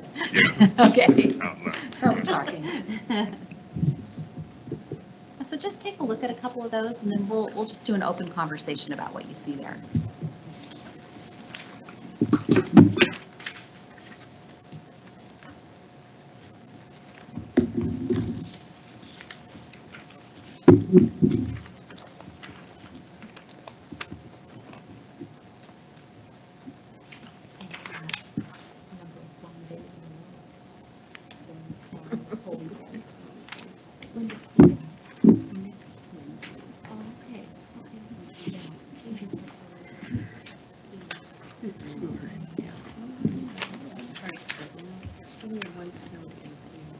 get 2 built-in snow days, so. Okay. What do you think about these? So again, kind of go back to these questions. Are they clustered in one standard area? What patterns do you see? You know, one, I guess, just a question maybe I have is, it's curious to me on page 4, that question 8 and 9 have such high when, and so maybe it's an interpretation piece, because this process is that. Right, and that's. You know, the annual assessment is the board self-assessment, and now this is the 3rd year in a row that the board's done it and set goals based on the self-assessment. So I was just interested and kind of surprised that that had so much variation. I noticed that as well. Made me go back to the beginning and see how many times you've done the board self-assessment. Indeed, you have done it for the last 3 years. Maybe somebody was thinking there was another or different. That might be something different, or maybe, you know, just wasn't aware that this had been done. Yeah, I mean, just looking at it, I circled 6 total ones with that range of standard deviation. 50% of them are in standard 1. Again, and then the 2 nevers that were selected are a part of those questions. So again, it's like it's governance. That's the kind of the area to look at. Again, to Dr. Pierce's point, I mean, interpretation of the assessment, everyone's maybe something different, thinking something different, or you know, Or wanting something different. Something different, or goals. Yeah. So. Other observations here? I see that new board member orientation made the list. Question number 22. Yeah. Yeah. My notes say Still not board doing working together, board goals, board communication, board training. Those are kind of my words. I was trying to sum them up. Sorry, can you say those again, Mike? So I was trying to kind of like sum them up and Yeah, like. by really- topic. Or just by common, you know, and it's like, maybe this one's a board working together, board goals, board communication, board training, board with superintendent, you know, it's just, so however you lump those together, that would be my observation. I think if you went through all these with the standard deviation, if we all went through them together and read the question out loud and talked about the things we're doing, I think we would all go, oh, okay, that makes sense. So it's not a, you know, it's not a never, or it's most of the time versus, I mean, I think we'd have a different maybe answer or even a discussion if we were to sit down and look through these, each question and just talk through it. Michael, did you have anything to add? No, not really. Again, I think some of the stuff is a little subjective. Sure. But at the same time, nothing in there that is, as Gabe says, can't be, you know, talked through or explained. I remember last year having this conversation. So like, I might, the word subjective, I might have been just to the left of yellow, but on that particular day, I might have moved it to the yellow, right? On the next day, I might have put it in the blue. So it just depends, you know, on how, it's one point in time where I've put that. And I might have only been thinking about one thing, not the 5 other ones that fell in that same band, right? So I think what Gabe said is if we sat and talked about it, we'd go, oh yeah, we did this. Oh, I forgot about that. And that changes things. So again, this is only meant as a tool for you. It's not meant to grade you or to grade yourselves, but to say, this is interesting. This is how we view ourselves as a team. There are a lot of areas where we have some strengths, and there are some areas where we rated ourselves lower, but they're not bottom basement low. I mean, again, that you don't have a lot of ones in here at all. And the other thing that's really common, and I do see that for the most part here, is that a lot of times the areas where you have some great variation are also those areas where you've rated yourselves lower. So it's, you know, which makes sense if you have at least some of the group getting a lower score. So I would just suggest you know, take what you've discussed here today, think about how to incorporate that as you're setting your goals for this coming year. Anything anybody wants to add in that regard before we move on to focus for next year? So what I was planning to do is show them the focus areas from last year. Perfect. I was just going to see if we needed to skip those or get them. You have them. Okay. I have them on I wrote them myself on the flip chart. So, and so I'm going to give you one more chance for giving your input here. You get to make one more use of colors. I'm going to put this actually. Oh, it's not going to stick there. I'll just pull it off. So these are, do you want to cover those with them? Sure. Read Yeah. those? So as we mentioned in June 21, the outcome of this process was focusing on onboarding of new board members, and it sounds like there's still some things we can work on in that area. Then last year at this study session retreat, the board identified these areas for board focus: increase community interaction and dissemination of information, include stakeholders, including parents and students and processes, ensure additional time for board research before decisions, ensure effective systems for instructional quality and staff evaluations, and maintain high standards for budget and resource management. So one thing these do are inform, they help inform board processes. So for example, we could point to adding additional school board representatives, right? And that, thank you, student reps is what I meant, as something that is connected to that focus of including stakeholders and like more students in the process, right? And then we also take these areas of board focus and help use them to inform objectives for the upcoming year, sort of on the district side of work. So for example, on the instructional quality, we have a new IMC this year. That was one of our objectives. We formed that committee. It's been implemented, tied to that. We implemented a new staff evaluation system for district office leaders.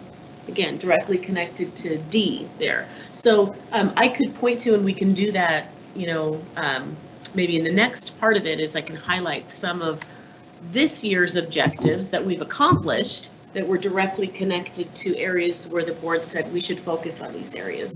And then there's also things that like the board might want to do. You held additional study sessions this year. We did that. We built those into the calendar for boundary to allow for not only more stakeholder involvement and the way we approached the additional stakeholder involvement pieces for boundary, but also ensuring that there was enough time for board research and questions and all those kind of things before you had to make a decision.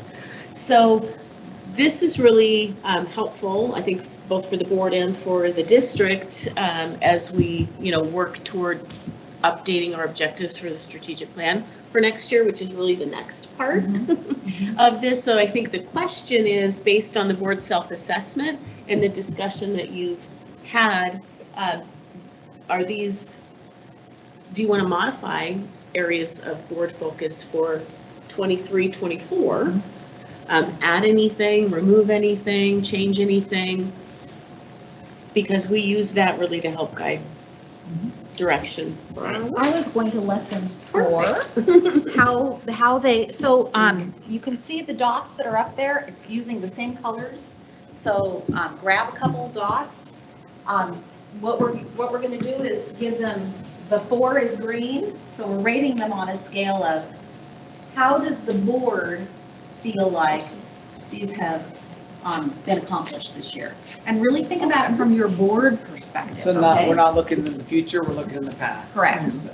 Yeah, because these are 2022, 2023, because then Pierce is going to take you into the next year.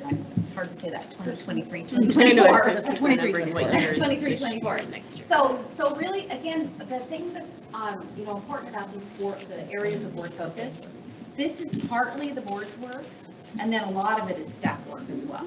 And so it's that interplay between the work that the staff is doing and what the board is doing with that, and what the board is asking for, and then therefore the staff is. So just let's.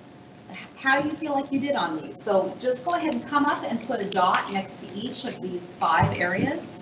You give it a 4 for you hit it out of the park this year. Do 1. I don't think this is an area that we really reached. And then there's a don't know. And not the yellow, the green and the. I should have cut those out for you. Does that make sense? So if I think we did a great job on including stakeholders, I'd give it a green 4. It's down here. If I think we didn't do a good job at effective systems, I could give it a 2 or a 1. Yeah, blue on there. They're passing around. It's coming your way. Okay. Stickers? Stickers. I've got more of them right here, so if anybody's missing one. It'll just give you a quick little grade. And orange if you don't know, but I don't think I need an orange.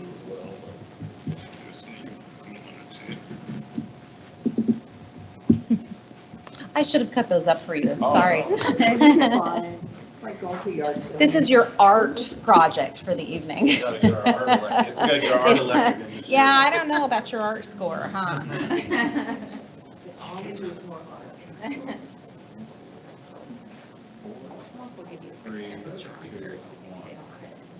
Yeah.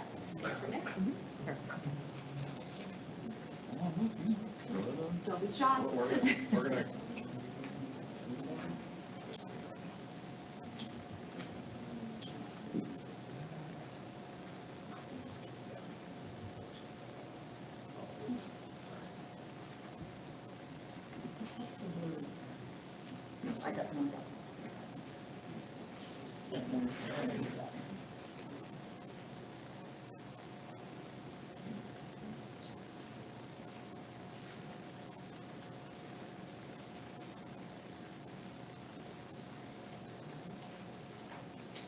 So 2 is gonna be, And 4 is good.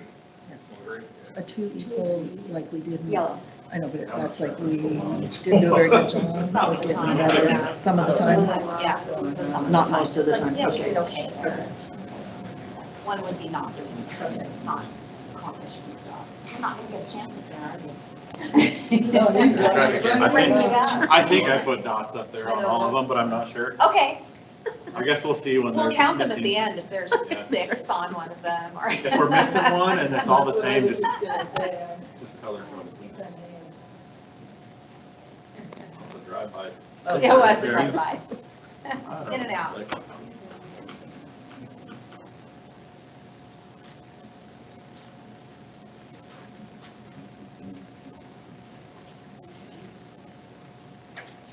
We put enough stickers over the. If there's already 5 to something on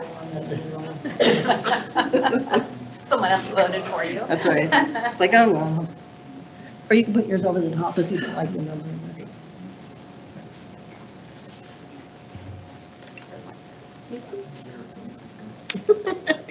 I know.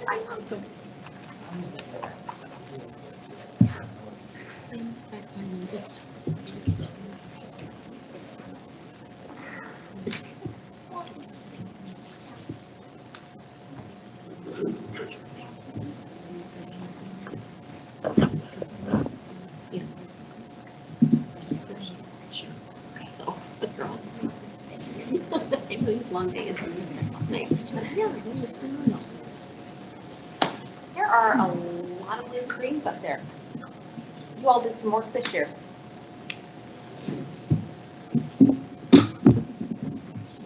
It'd probably been different if Dr. Pierce wouldn't have read a handful of those, If she wouldn't have what? if she wouldn't have shared a handful of those things that we did that were tied to the thing, because again, it's, See, that's you the don't thing, think you about don't those remember. things. Yeah, you don't think about those things. It's a good thing to remember on superintendent evaluations too. You know, you go through all those.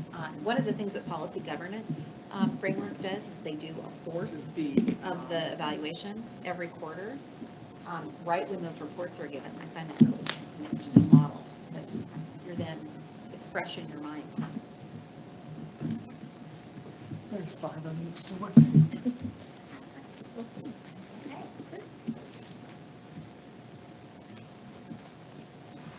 So I'm going to let you take it from here. And I'm going to sit in the audience now and watch you. And thank you so much for having me tonight. Thank you. Appreciate it. Appreciate Yes, happy to come back anytime. Okay, come back in 30 minutes. I was going to say, I'll be here. I'm just going to get myself off the main table. So come you can- tomorrow for graduation. We'll put you up there. I have my own graduation. I know you do. It's a short drive. Do you want to take a break or Yeah, you guys anything in good? between, or? Yes. Yeah, that's fine. parts of Let's take this? a 5-minute break Okay. here. Okay. Very good.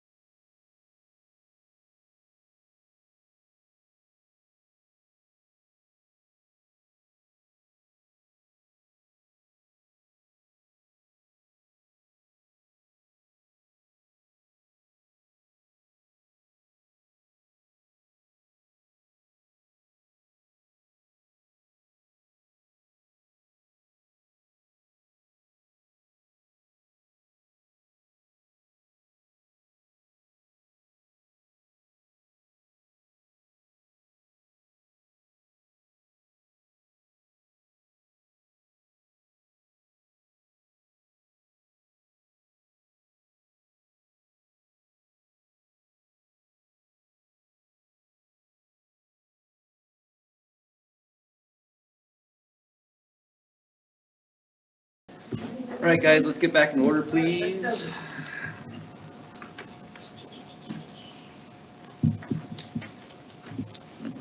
Dr. Pierce, you ready to I'm lead ready us to forward? rock. Okay. So traditionally, we've spent the first part of the retreat focused on board work and board goals, and then we shift into work of the district for the upcoming year. Before we get to the work of the district part, when it comes to areas of board focus for the upcoming school year, 23-20, no, I'm a year ahead of, no, that's 23-24. I keep getting my years mixed up. Okay, so I guess the question is, you know, given where the board has seen, kind of rated how we're doing in those areas of focus from this year, do you want to continue with those same areas of focus into next year? Are there new areas of focus based on the board self-assessment? Again, this is more focused on the board work. We're going to get to kind of the district work next. There's definitely connection and overlap, but just needing some direction and any additional conversation about, are there additional things you want to add or different areas of focus? Go ahead, Gabe. Yeah, So I mean, based on those five, I'd recommend that we remove C and E because I feel like we do those. I don't think we need those like as a highlighted focus personally. Which would mean we're definitely going to continue to do that. Yes, yes. I'm We're not saying like forget right. about it. I'm just saying like Yeah. high standards for budget and resources. I think that's a priority for all of us. And I think that's top of mind. And I think we do that well based on what we've put up there and our survey. So that would be something I would think maybe we could replace with something that another goal that we want to, or area that we want to focus on. And again, same with C. I think now we've established that we're all aware that if we need additional time for research and decisions, we can come to that conclusion to make the best decision. So I don't necessarily know that needs to be a focus.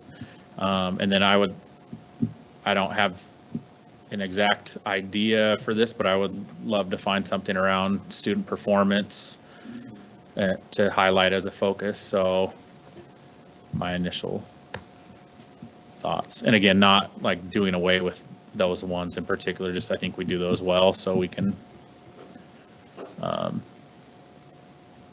find other areas to focus on. So Gabe, when you talk about student performance, are you looking for scores? Yeah, just, graduation rates, all of yeah, that? just, I mean, I know the score, I guess the scores or the percents or stuff that come out are just one aspect of it, but they're, you know, they aren't always the best numbers or metrics that come out. So is there something regarding student performance we can focus on to help do that? Like, I don't know, I think of reading scores and maybe like team read is an option. Like if that was throughout the district, maybe that would help for the younger kids. I don't know. Well, I'm just, that's two different I mean- things. I mean, I like the team read to do it, and having enough people to do it throughout the district is different, but like scores, attendance, because attendance and scores, you know, what are the, yes, scores aren't everything, grades aren't everything, but if you have enough of those things, you get it. So Yeah. how many kids are in the, and I know our high schools do this, disaggregate the A's, the B's, the C's. Can we move the D's to the C's, Yeah. the C's to the B's, whatever that is. So I think there's lots of ways, varied ways to get all students in there. yeah. And I know And that's we kind were- of connected to that, to the second to the last. When you're fostering closer collaboration around the shared purpose of improving student achievement. yes. Again, yeah, I don't have the goal off the top of mind, but something that we can show. We're focusing on this area, we've improved. And I don't think we have to figure out what. Yeah. But yeah, tonight, it's just, or excuse me, how, Right. right, how, it's identifying the what. Because that would be the second part, and that's what it talks about under the standard, high expectation for student learning with clear goals and plans. So that would be where we move, your people would move into. School equity, each one of our schools, we ran into it when we were talking about changing the boundaries. where people saying, I want my kids to go to the school because it's a better school. That should, not to get on a soapbox, but that should almost be a slap in the face to us, or at least awakening that there's a perception that one school is better than the other. And I think we should focus on that not being the case. No matter what school you go to at KSD, it should be the same. You know what I'm talking about, especially when it comes to resources Right. and what have you. Good example, Ron, was your collaboration with Highlands. Right. And Right. that could be within the sports program, it could be within other building types of The things. music, Right. you know, all the programs should be the same no matter what school you go to.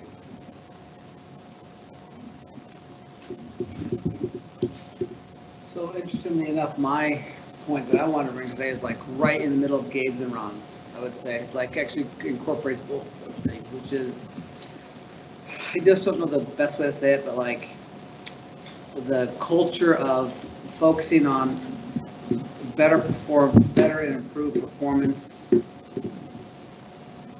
And like, you know, the part about Gabe's that I would say that I agree with is that like, how do we focus on improving performance, on making that better, on making the culture of that just a better culture. I think some of the tenets of that are going to be more accountability, higher standards, more discipline, higher expectations.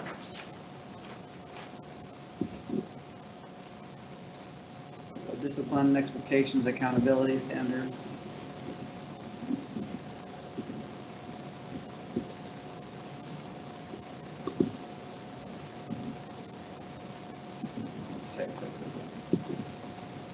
And then where it ties into Ron's, what Ron's is talking about, like, every school should have, I don't think necessarily resources should be the focus, but should be the performance of those schools. And then people say, well, resources directly affects that, but yeah, to some degree, but like what are we focusing on? You know, every single school that kid goes to should be a great school. Yeah, I think focusing on the DEI less even, and more on just performance and improvement and where are these kids at and where. I want to ask a question first, because I don't know if that really falls in this, but when I was looking through and I was looking at the community engagement board, I saw there's one building in particular that had a lot of students that the board met with or met on. So we used to have our attendance matters program, and we did a lot of that. And if you're not in school, you're not going to benefit by all those other great things that we do. So I don't know how, it's almost, we've kept it a separate thing forever, and it's obviously part of everything. But I like the things that I read about, but I know that in buildings I've been in and buildings that I have teacher friends in, there are kids that are missing 10 or more days and no letters go out and nothing ever happens to the kid. Or they have the meeting and a parent does or doesn't come, but then nothing goes forward. So I think we have good plans in place, but the accountability of it and the follow through with parents, because I always say, you know, no parent wakes up and says, I'm going to be a bad parent today. I'm not going to send my kid to school, but there are issues that happen sometimes for families. And so what can we do to work with those families, and not just the student, but work with those families? And we got great people that do that, but obviously we need to be working more. I think, actually, Micah made me think of it, and it's on this last page here. And he said, not so much DEI, but I don't want that to fall off the radar, because it goes here, treating others with respect, right. And that includes staff, students, and community members. And I think that ties in, and I hate to bring this up, guys, but it takes me right back to the kids at Southridge that decided they could have a moment to have a certain kind of day that was very disrespectful. And I've heard of other things going on that I think we still need to stress respecting each other. That should be our goal, to spread that word. At Kennewick schools, we do respect each other. We've had some recent emails from parents where that's been an issue. So obviously, still a big thing. I would throw out there too, as another maybe topic or discussion is, I don't want this to sound bad, I guess, but student accountability and I guess slash support, like supporting administrators and teachers. So like, we need to hold kids accountable for their actions. We need to be, we don't want to be afraid to discipline a student or to tell them, hey, maybe your dress code's not appropriate, or hey, maybe this is like, and so accountability with that, but also I think supporting, sending a message of support through, administrators to teachers that, we have standards and accountability. We want to make sure we're doing that. So Tracy, I think that was like, Handwriting that. that was a big point of mine, and I don't know, maybe that didn't come across. Okay.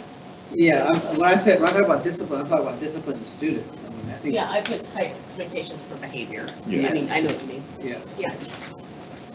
That's good. One of the things that we talked about was letting the community know the board's role, the superintendent's performance thing. How do we put that? How could we put that in there? Just because we do a good job, we're doing a better job all the time, but I think specifically, those are things that people do ask questions about. And that can tie into, if we're keeping B, including stakeholders, Yes. that could tie right into that. Specifically. Yeah, how do we? Can you say a little bit more about? Well, I'm just saying, so if we're keeping B, including stakeholders, and part of that is communicating board responsibilities, superintendent goals, those things, that would Or it be could in. be A, actually. I'm sorry, A, yeah, I guess that was just, Okay. Yeah, and just specific then being board roles and responsibilities, superintendent role and responsibility, and performance objectives. I think that also helps with some confusion sometimes too about what board members can and cannot do for the community. So the one thing I'm gonna look for some clarification on here, because again, one of our low scores here was foster a culture of collaboration around the shared purpose of improving student achievement. Yes. So we've talked about student achievement here, but what are we doing to work together to get that done? So I guess that's something we're saying that we're very bad at, according to our sheet, so. Is that number 20? 25. 25. Foster a culture of collaboration around the shared purpose of improving student achievement. I think we're all sitting here because we want our kids to do Right. well and succeed and be, productive members of society. So how do we work towards that? And maybe that's in all the other stuff up there, I don't know. Part of it, I think. Well, I Yeah. think it's good if we're To me, it kind of identifying is the like what. Mhm. Culture, I think. Sure. Which is fine, I just want to make sure we're thinking about it. Do you have specifics, though, that you're thinking about on that? Not really, I just think it's something we should think about. You're more talking about like how we approach it, right? Like, yeah. And understanding that every time we come into these meetings, our overriding goal in my mind should be that we're here to improve the students' goals. So maybe that's a study session, maybe that's an early next year study session. It's revolved around that, about how we can work together, to achieve that.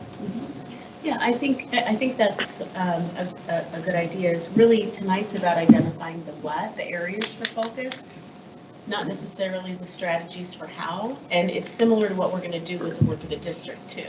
Perfect. So, I think honestly, if you're thinking about focus, this is a pretty good, Yeah. this is a lot.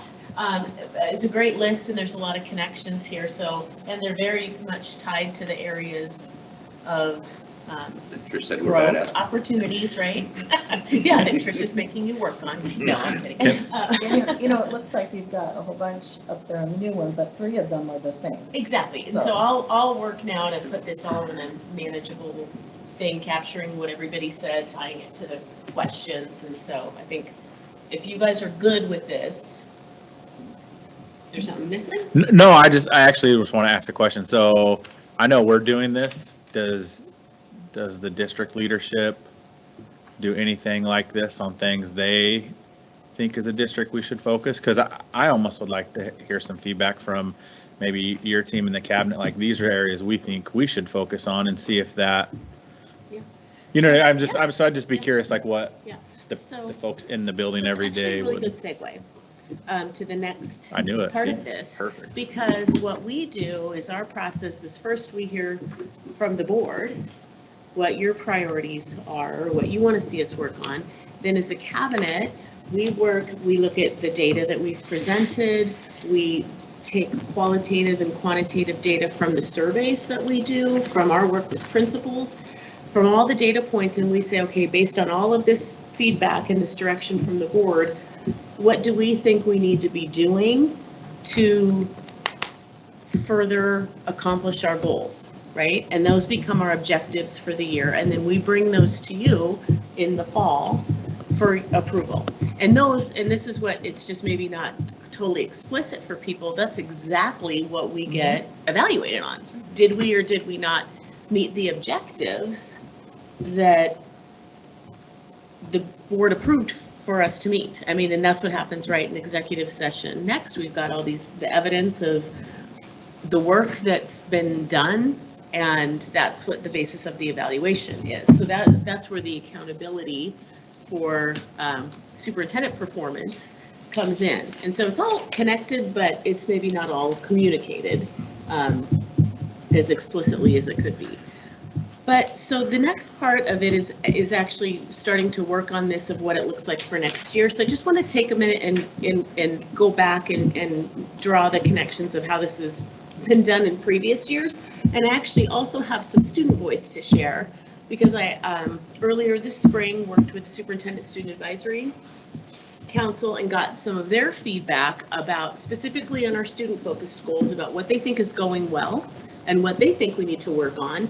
And I think it's interesting because it's some of the same, there's overlap with what you guys are saying. And so we're taking all of that input from all of the different stakeholder groups and what we know and what our data shows, and that's how we determine our areas of focus, which become our objectives. But as you guys do that, if something comes up that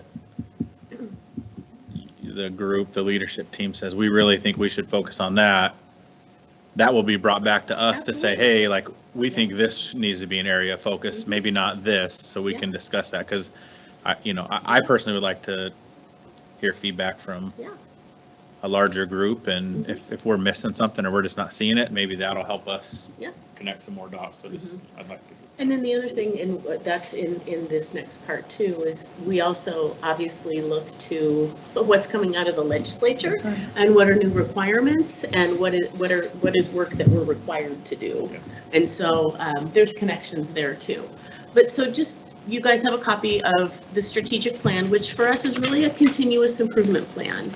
There's parts of it that stay the same every year, right? Our vision, our mission, and our big strategic goals. Those stay the same. What changes every year and gets updated is the work that we're going to do to try to meet these goals.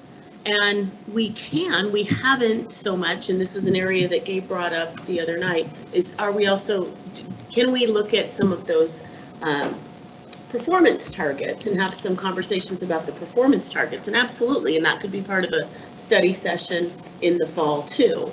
But this is the big global goals and vision mission. This stays the same every year.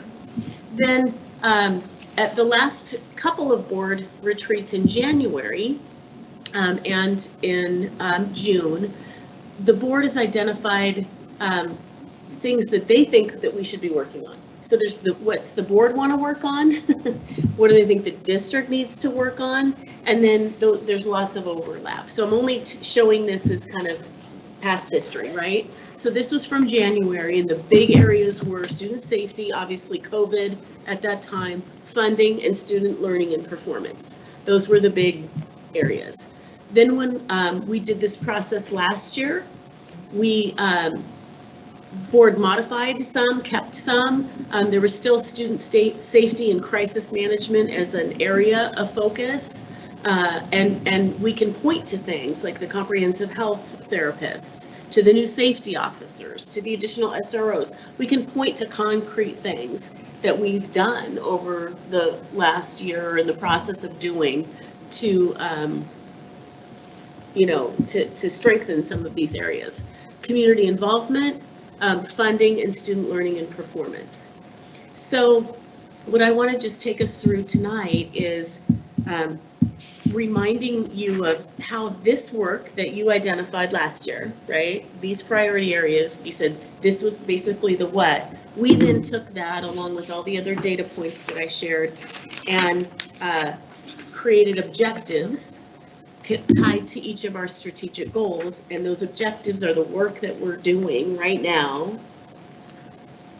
And so obviously there's a lot here, and I'm not going to go through it all, but you know that there's for each goal area, and you have it in front of you, and these change every year. They get updated every year.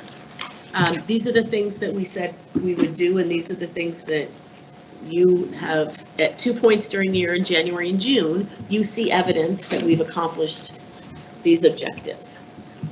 So I'll just highlight a couple. From each, from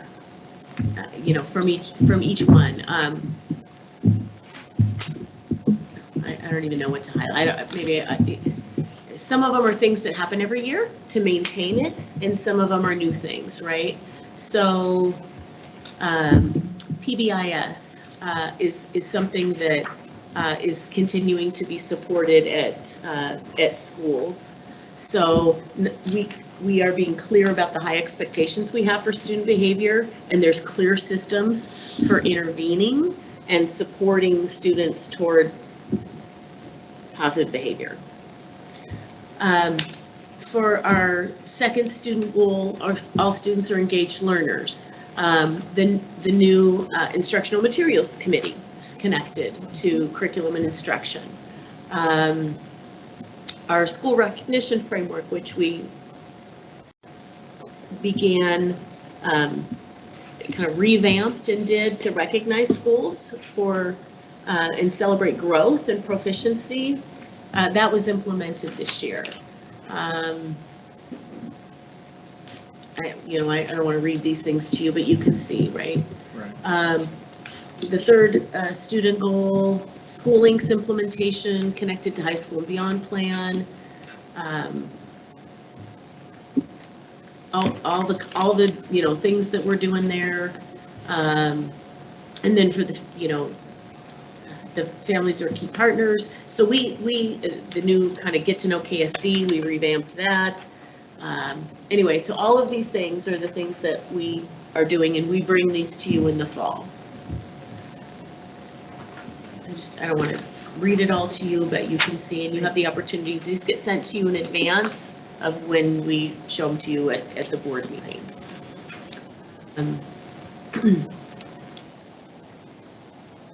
So this year, something we haven't done before, with the exception of using the student results from the student survey. I mean, that's certainly an area of input that we look at, and those results got shared with you just recently. We look at them district-wide, we look at them grade level by grade level, school by school, and that input helps to inform what are our students experiencing, but we haven't really done this before. So this year, as I mentioned, we spent one of our meetings, it was 1 or 2 meetings of the Superintendent Student Advisory Council, and I just asked them for feedback on the student-focused goals. And this is, it's a cross-section of students from different high schools, so it's not, I don't know if it's a statistically valid sampling of all of our students or anything. It's a group of high school students, and just asking them what's working and what's not working when it comes to all students are safe, known, and valued. That's our goal. And what do we mean by that? Physically, social, emotionally, and intellectually safe, known well by their teachers, staff, and each other, and valued for their diverse strengths and backgrounds. So after we go through kind of explaining what we mean by that, we ask them what's working and what's not working. And so it's interesting, some of the things, you know, like the comprehensive health therapists, in terms of behavior, they brought that up, right? That they think there should be consequences for specific students versus like penalizing, you know, the entire student body or entire population for things. What's not working, you know, things like fights, right? There's behavior happening on campuses that students are identifying is troubling. You heard about the bathrooms earlier this year as well, and our schools did implement a number of things to try to address that. Some kids feel like the consequences are too lenient for some of the things. They mentioned counselors and the fact that they feel like we need more counselors and more specialized mental health counselors at the high schools. And, you know, the good news on that, as you know, we are adding more counselors to the high schools. So this is just some input from students on that goal. On the all students are engaged learners, they identify things like hands-on learning activities that really engage kids, teachers who teach relevant to the standards. I mean, students identify that. The success coordinators gear up, the courses like IP and IB and honors, they felt like those are good classes at engaging students. Access to technology, they like our athletics, and they have access to diverse course offerings. They mentioned things like kids, there are more kids, in their opinion, you know, seem to be failing, or some kids lacking motivation and just not engaging with school. Some teachers relying too much on technology instead of teaching. You can see all of those, need more pathways that align with what kids maybe want to do after high school. And then for the third student goal, all students are ready for their future.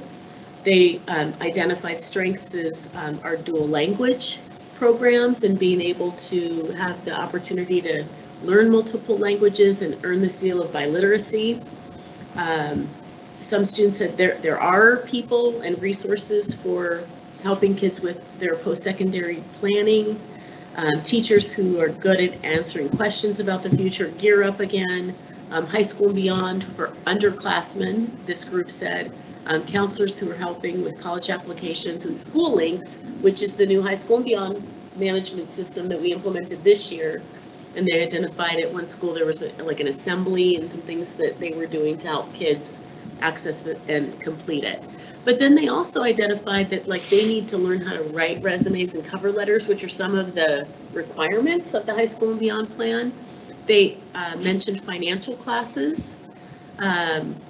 Some kids felt like the high school and beyond plan in and of itself isn't really teaching, it's requiring things. Right. But it's not really teaching kids some of the things they need for post-secondary. Lack information about post-secondary. Students are not working. Honestly, I'm not 100% sure what they meant by that. If students aren't putting in effort and working, or if students don't have jobs. So I just, going back to the notes, I'm not sure exactly what they meant by that. But there was also this kind of idea or expression of a need for like some general life skills classes, like where they could do School Links and learn how to write resumes and cover letters and learn about financial literacy and what kind of options are available to them after college, and you know, work, and not just traditional college, but other options as well. So again, this is not a statistically valid sample of any kind, but I think, you know, we've got a really engaged student group, and it is a pretty interesting cross-section of students from the different schools. So these were some of the things that they identified. So this will be another data piece that we take into our planning. There's also new legislation, and so I just want to highlight a few. There's a bunch, but I want to highlight a few things, especially because some of it's related to things that kids said and areas that we need to address. And it will go into our objective planning for next year too. So some of it's just good news, right? Like that they're eliminating college and the high school fees. So some of the things kids identified as wanting to have access to those higher level courses. And now there's new legislation that says that kids don't have to pay for those any longer. So in the past, college and the high school, like UW in the high school or Central Washington University in the high school, kids didn't pay to take the course in high school, but if they wanted to get the credit, they would get the high school credit and the college credit, but to get the college credit, they had to pay tuition. And now they don't have to pay that tuition anymore. There's a new performance-based pathway option. So the graduation pathways, right, in addition to the credit requirements you have to meet for graduation, you have to meet one of the graduation pathways.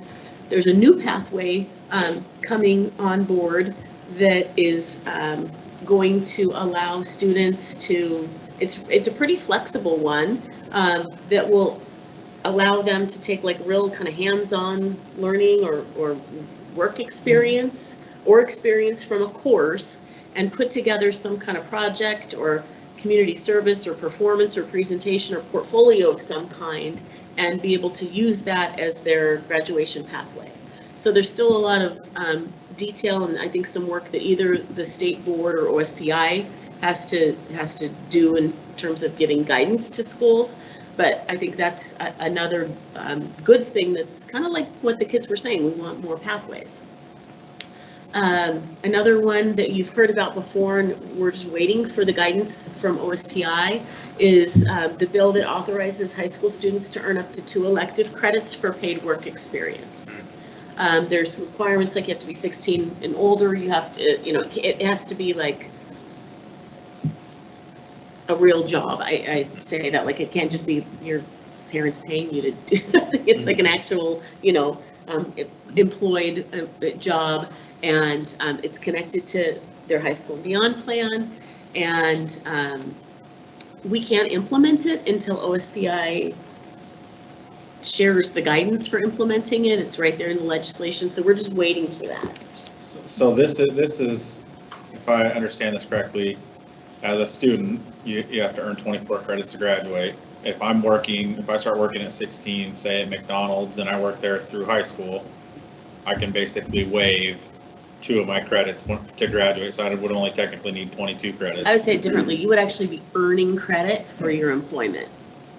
You can So you're use it for actually an elective. earning a half a credit for every 180 hours of paid work as long as it meets some requirements. So Correct, by but ultimately working, I'm graduating with 22 credits. Nope. No, you get a credit You're for- going to earn Oh, I'm two- getting you're 24 credits, but earning I'm getting 2 two credits elective as- credits by working. In lieu of taking a class, basically. It has to meet requirements, and there's some, you know, it says the program must include a way to assess students showing proficiency in meeting grade levels, state financial education learning standards for employment and income, or financial decisions. So but it does allow for students to earn credit through work. Did you read today, I think it came out yesterday, I read it today, and I don't remember if it was from TAG or if it was from Board of Education, but that there are a lot of students and schools are not really finding this going to be helpful or useful, because there's so much paperwork and so many other things to do, and businesses do not necessarily want to have to take care of that, and it was in this area. So, because they were saying like PNNL prefers to take Delta kids, that was an example. So there Well, was a lot of there are some information. constraints around like work-based learning Right. and that kind of thing, and employers wanting 18-year-olds, but this is a little different than that whole work-based Right, learning but this was that has to be referring to that. connected to a class. This is, like, I could be working at McDonald's Yeah. or Dairy Queen or whatever, and I can be earning elective credit for that work. And it doesn't require the same sort of work-based learning. It doesn't have to be Right. tied to a class. And this is one of those things that's like, it's legislation that came out that we'll be implementing. It's not like we can say, no, we don't want to do that. Or I So can it's like, do- how do we make it meaningful? And So then I guess I'm assuming too then, is this over the summer then? So if a student just works during the summer and meets the hours requirements and meets those requirements, then you could get half credit for so, working through the summer? you know, on the timing, I guess we gotta wait on what. I'm that was. thinking, Yeah. I'm just like this, What get they the can't do, idea, they're not just- gonna be able to come in this fall and say, I worked, right? Right. Because it has to be authorized and set up and all these things ahead Right. of time.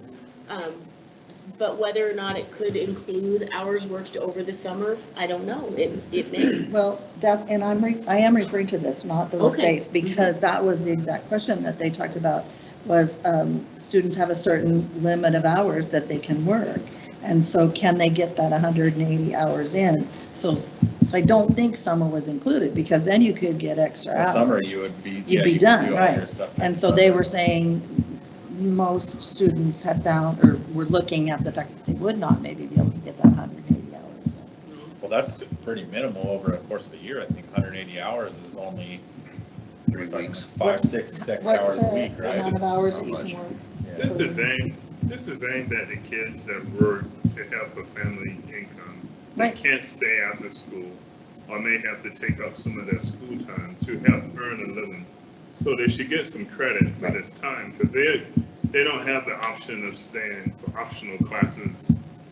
That's what it's centered around, the kids, and it's also, I question, can we incorporate, and maybe you can help, Mike, the kids that works on the farm? How do they manage that time? Work on the farm. Work on the farm labor kids that have to leave school early to help on the farm.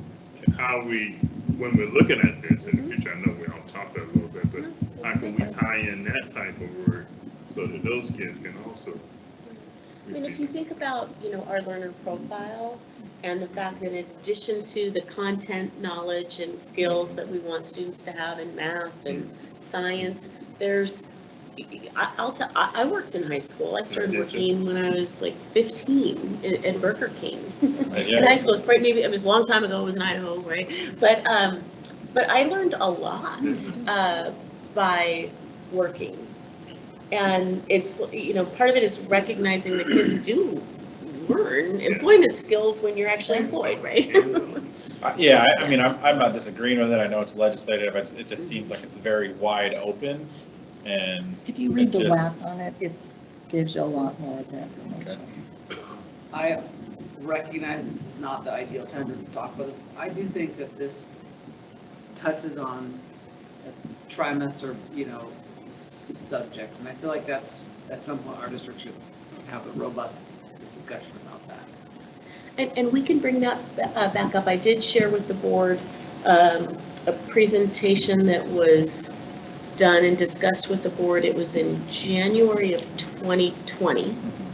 And at that time, it was when we were looking at the 24 credit requirement coming on board, and there was a lot of study done about different models and schedules and the pros and cons with each of them.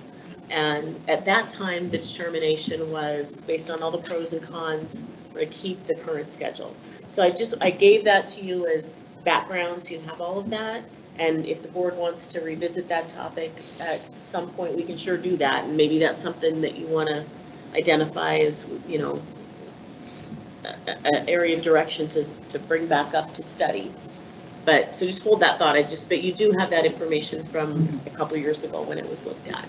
So I'm going to keep going here. There's some updates around high school and beyond, which is really intended to help students start even in 7th grade, right? Learning about themselves, their strengths, their areas of interest, and how those could connect to potential career and educational pathways. And so they can be more intentional about course taking to determine if these are the things that they like or don't like. What we want is every student to leave high school with a plan for what they're going to do after high school, whether that is continued education, whether that's a trade school, whether that's going right into work.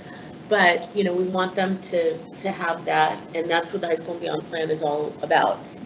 Knowing what it takes to graduate from high school, graduating from high school, and then graduating from high school prepared to take that next step. So there's a lot of the legislation, I feel like, is aimed at strengthening the whole High School and Beyond process and making it more meaningful for students. It's interesting that beyond just that slide I just showed you that had some things, I highlighted what this part of the bill says, that they do want to revise and strengthen high school and beyond plan requirements.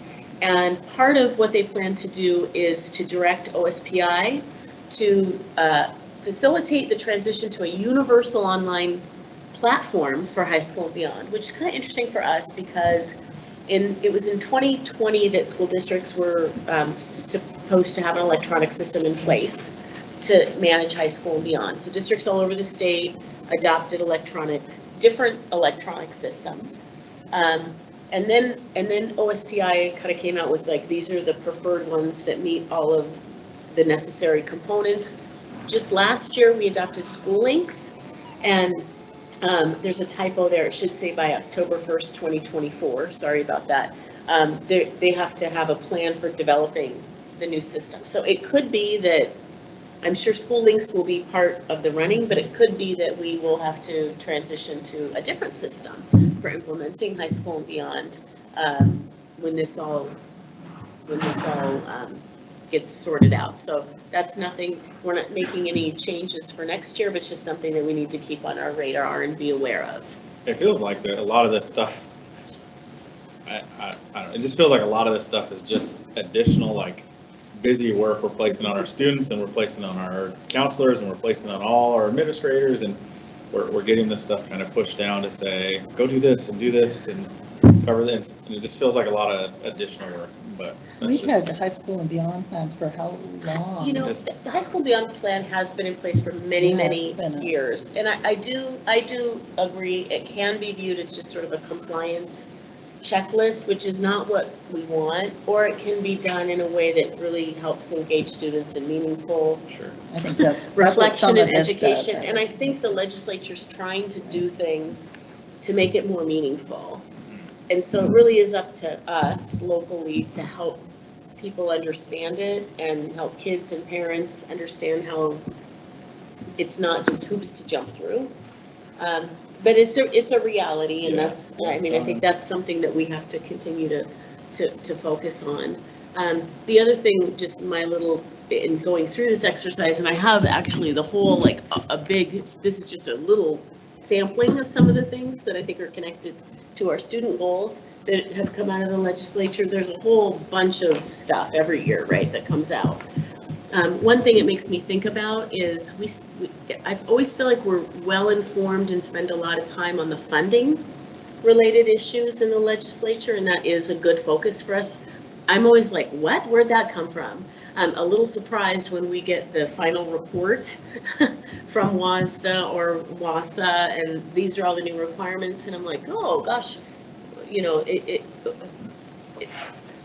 so it just makes me think about when it comes to the legislative session, like how can, I guess I just think about how can I be more informed about some of the non-funding things too that are being discussed at the legislative level, and you know, how can we maybe have opportunities to chime in there, because I'll just say, like, I'm not sure having a universal, I get it, having a universal platform for management of high school and beyond probably would be a good thing statewide, because the issue is some districts haven't really implemented something or tried to implement something that doesn't work very well. But what about the districts who did implement something? Right. It seems to be working, and now we're going to have to potentially change, and that's kind of annoying. But Punishing all kids versus. So I don't know. Every week during the legislature, there's Mhm. the bill tracker on WASDA, Mhm. and that has everything, whether it's money or not, and it's even things that are not necessarily directly school related.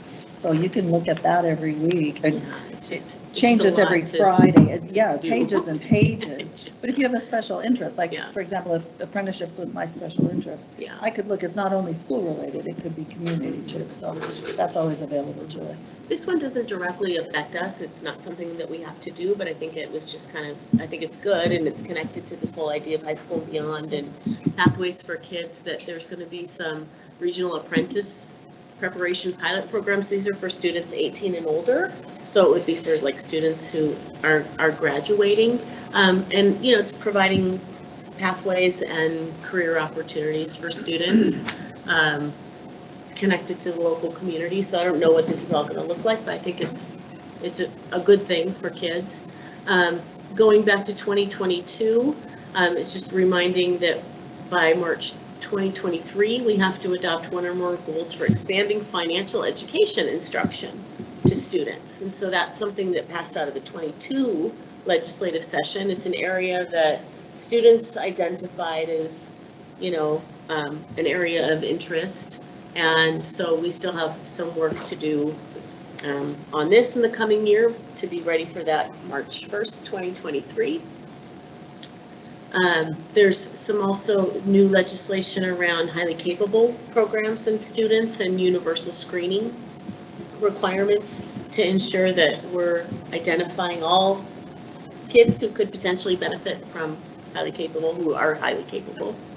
And so that's just a little sampling because I think it's, it's another thing that we're looking at that's influencing our work for the year ahead. So I guess what we want to do tonight is take you back to what are some of the priority areas you identified for last year and see if you want to add, not only you've added to your board priorities, but do you want to add to some of the priorities for district work, because we're going to take your input and direction and use it along with all the other kinds of input and our own, needs assessment to determine what our priority work objectives are for next year.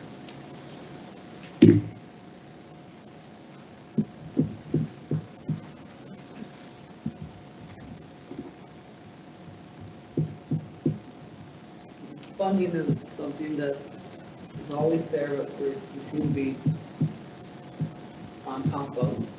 You'll agree, right? I mean, it sounds almost like I feel kind of like safety, funding, so I think we did a decent job at kind of addressing those things. A little bit like top priority, but then you hear from students, students are saying, well, some of the things stood out for me, probably because they were my same points, with like higher standard and discipline. You go to the bathrooms and, I visited school, and the very first bathroom walk in, there's kids bathing, right? And you hear that kind of stuff a lot, right? So I think maybe for me, and whatever else thinks, but for safety and funding, maybe like kind of fill those with something. And obviously we would maintain, right? Yeah. Maintain our safety efforts and So maintain, yeah. when I was reading through and talking about your safety committee that Mhm. meets, one of the things that was touted as a good thing was the magnetic strip. I don't know if you know that those don't really work because you have to open the door, you have to put it there, and then you have to close the door, which is not necessarily the best way to do things. And they're also very small, so you have to do them. So some teachers have actually made very large ones. There are teachers who don't know that it doesn't work. And so when the police came through, when we had our big issue last year, and the officer opened the door and almost died because they thought they'd done what they needed to do. So I think there are, and that's one small part of it. I think safety is still something that we need to continue on. And when I was reading that, and I'm not really, too familiar with your whole safety group, but it seemed like there were a lot of things that were talked about, and we're going to do X, but then when you met again, which sometimes was 2 months and sometimes it was like 4 months, 5 months later, we were still working on it. And some of it's because you were waiting for KPD or somebody, so, that's out of your hands. But there were some drop the ball kind of things occasionally. So I think safety still has to be up there because the safety, and I'm not saying anything bad about the group at all. I'm just saying there are so many safety issues that come up and we think we have them covered, and then different issues happen. And so I don't necessarily think that taking student safety off, because we just asked for money to add people to do student safety. So obviously that's still a big priority for us. Yeah, I mean, like the 4 categories make sense to me, but I look at funding and I think levies could come off this year because I don't think that's going to be a big topic for us this particular year, maybe the year after, whatever. Unfunded, I mean, some of these things I think could come off. Casey, what's our bond, next bond, 25? Well, that's a TBD. I think as we had talked about it to date, the earliest that would be 2025. 26. And I think it's also worth further discussion about the time, that was just, I mean, there's been no decision or anything. We were just looking at what would be the earliest possible. But knowing that we've got a levy in 2026, it could also, maybe it's wiser to do the bond after the levy. So it's a TBD. And no unfunded mandates, I remember, when we put that on there, that's like an ongoing thing with the legislature. I think we put that there as a placeholder, sort of to remember that it's important to do that. And it is always going to be important to get that information to the legislature. Whether that informs our priorities, what we do for our students and our staff and our community, that's up for discussion. I don't know if we need to have that on there, or we just need to keep that in mind. Yeah, I mean, like funding for me, I think like budget, like ESSER funds or COVID funding, and then I think whatever else we're funding as far as like discretionary funds, like what's that look like? Is that the right thing? When like looking at those, like those are the three things funding wise to me is, I mean, again, levies we're not going to talk about necessarily this year. Maintaining or increasing staffing as the state provides, I think that's based on the state, so we do that.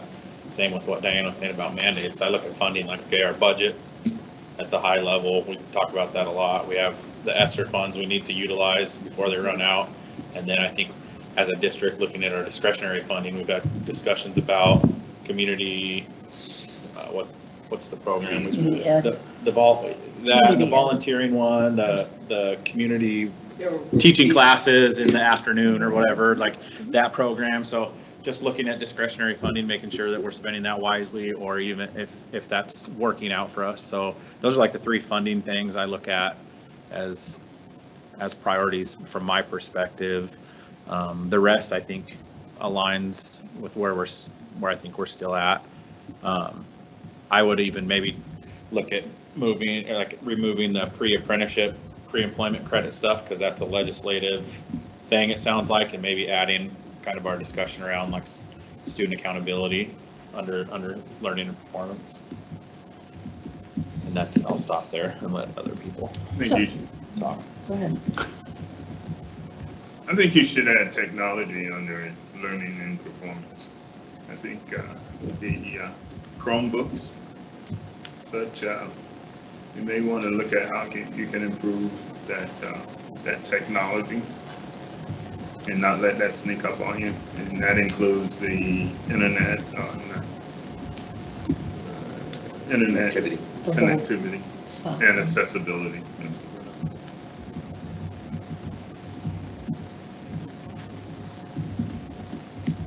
So in pre-apprenticeships, apprenticeships, and pre-employment credits, I'm not remembering the discussion on that. Was that talking about TriTech and getting those programs there? Or was it talking about the state information? I think it was both. I think that the conversation is, how do we get kids real life? Right. Like kids want real life, hands-on, engaging learning experiences, and TriTech does continue to be super popular. And if there's ways we can, through pre-apprenticeships or through, at that point in time, we knew that there was going to be some sort of credit for work law coming out of the legislature. So it was like, planning to get ready for that and to, just see what's available. Because I had a conversation with somebody today, and we were talking about, they were asking, and we were talking about the pre-apprenticeships and what that can mean for our students, which means you don't have to go to a 2 or 4 year college. It means you can come out and go right into an apprenticeship where you get 60% of scale wage the day that you start, and you're working, you're learning, and you're earning. And so I don't want to let go of that. I think having it in print is still a good thing, and pre-employment credits, we're going to have to make, I'm sure the legislature will have to make some changes over time over that, because that's new drafted legislation and it'll change. But I think we can have a big impact in that, as long as that's something we still have as a priority. And obviously, student debt is a big issue, and we don't want our kids to have that, or our families. I would suggest in that learning and performance, based on what you shared with the student voice, something around financial literacy or life 101 or basic grown-up skill. I don't know what you mean, but something in regards to that, like Financial literacy. yeah. So, And but I think those are two different things: financial literacy and life 101 definitely. skills. Yeah. So I don't know if it's a mix or it's one or the other. Like you have both, or I'm not sure. But I right think now, kids are something getting in bits that. and pieces of Yes. that. But do you want specific classes about? I remember that? taking a class, an elective class in high school, and it was like 1 week you're learning how to cook, the next week you're learning how to sew, the next week Right. you're learning this checkbook, the next week you're so. Right, that's what I mean. Yeah, whatever. Little bits and pieces, and they still do that. But do you want, a lot of districts in the state have a semester, quarter, whatever they're running. I think it's a semester is one I'm thinking of, and it is just financial literacy. Right. Yeah. Well, that's very valuable. Oh, either or, I don't know. No, that's actually a great idea. 'Cause Because that really plays into everything else that students do, right? I agree. And families. I kind of like the idea of like teaching the Constitution a little bit. I don't know how well we have that in our program. That's what government class teaches. we have a government class. Everybody has to, seniors Are have you to take saying you government. want a criteria, a Yeah. curriculum around it? A class? I think it's Offer a class? yeah, maybe more focus on a little bit more and talk a little bit more and. I'm sorry, I must be tired, but I didn't hear what you said. You said, do you want a little bit more Yeah. of what? A little bit more of what? The Constitution, Bill of Rights, just the whole history and the Constitution and our country. And I mean, maybe I need to learn more about what that looks like and what we're teaching. Yeah. But from just from talking to some students, I feel like our students don't have a grasp on that stuff very well. And, we're not teaching it well, or we're not understanding it, or what's not enough, what's the disconnect. Okay. Just so you guys know, I'm taking notes Mhm. on my own. It's not, my notes aren't showing up here, Plans but all I am there. taking notes. So I'm hearing the same big 4 areas with some modification of what's underneath. That's what I've got so far, is that. Yeah, I think those 4 kind of pillars are, I think those are good pillars to have.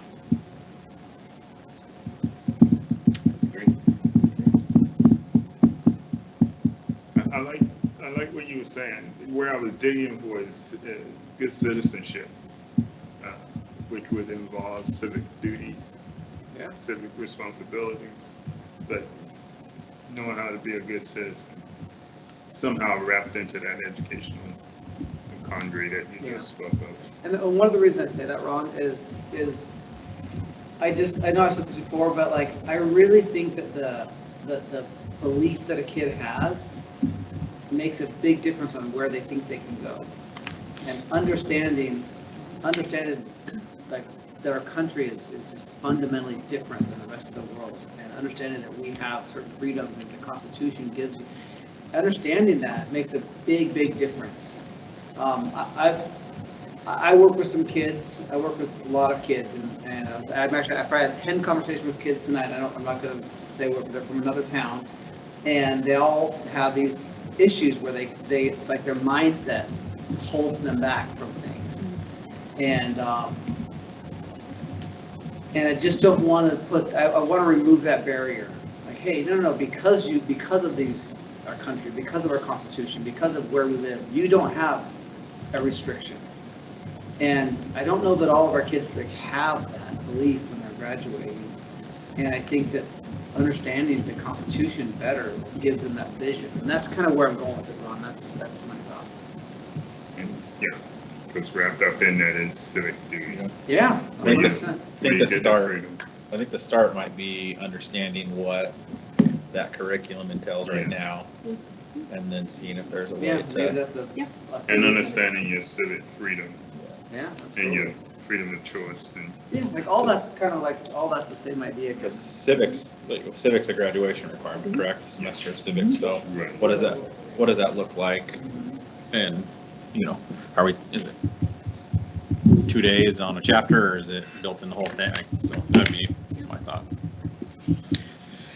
Okay.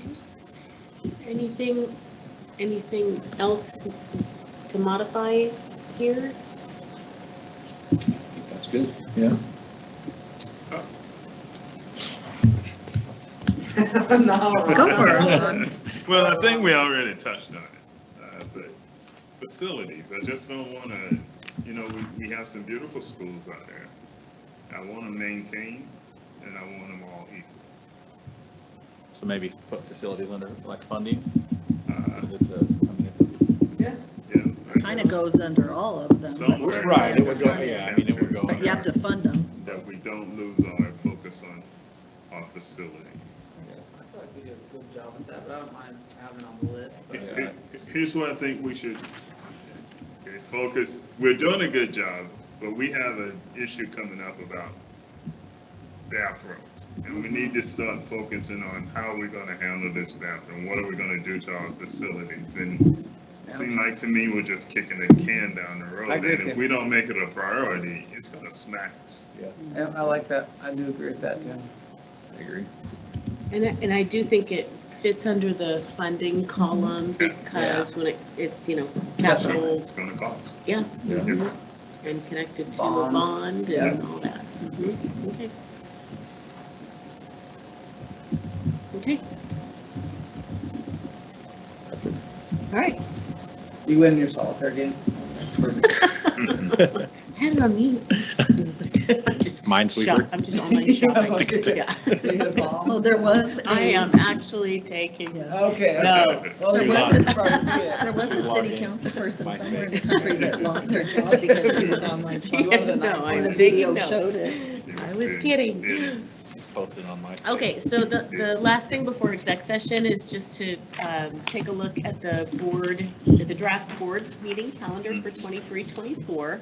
And so just as a reminder, we put this together and this is kind of the skeletal version where, and this shows the calendar of our board reports that are connected to our strategic goals.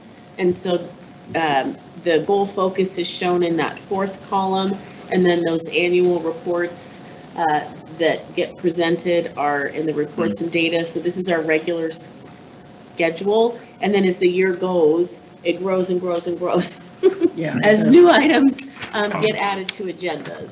So this is just that skeletal version. Last year, there was a study session in September. So the second meeting in September was a study session, and I'm trying to. It was the levy. Yes, it was levy. Yeah. And then we had a later study session for boundary. This current calendar doesn't have any study sessions. We had added the April study session later, so we can always add a study session. But I did hear tonight maybe an idea about a study session Early in January. January, February, something like that. Can I make a suggestion? Mhm. I would like to throw it to the group about having a session quarterly and doing it just before like maybe a meeting. So like a 4 to 5 study session once a quarter where we can, it's more discussion versus business. It doesn't create additional days. It does add a little bit longer, but I think there's some meetings that are short that adding a session wouldn't be the end of the world. I don't think. I'm thinking like, for example, like November 8th, like if we add an hour session before that where we could talk about, we can create an agenda and have a session there. Seems like a smaller meeting. So that's one suggestion. The other item I would just put on there is at the May 22nd meeting, just a bullet point about discussing the self-assessment, because as we noted tonight, there will be at a minimum 2 new board members who may not have an idea of really what the self-assessment's about. And so I think just update on what the purpose of it is and those kind of things to bring everyone up to speed before doing it would be beneficial. I also have a couple of ideas for the calendar, and I'm more than happy to be shot down on these. But once you decide on your priorities or these board focus, you guys do a great job of tying in each item that we have on the schedule with a strategic plan. If you could also tie that into, hey, this is an area we're focusing on, and just put it maybe in parentheses, focus area 1 or whatever makes the list there, respect, or just to remind us that we are focused and that, take credit for that. I like it.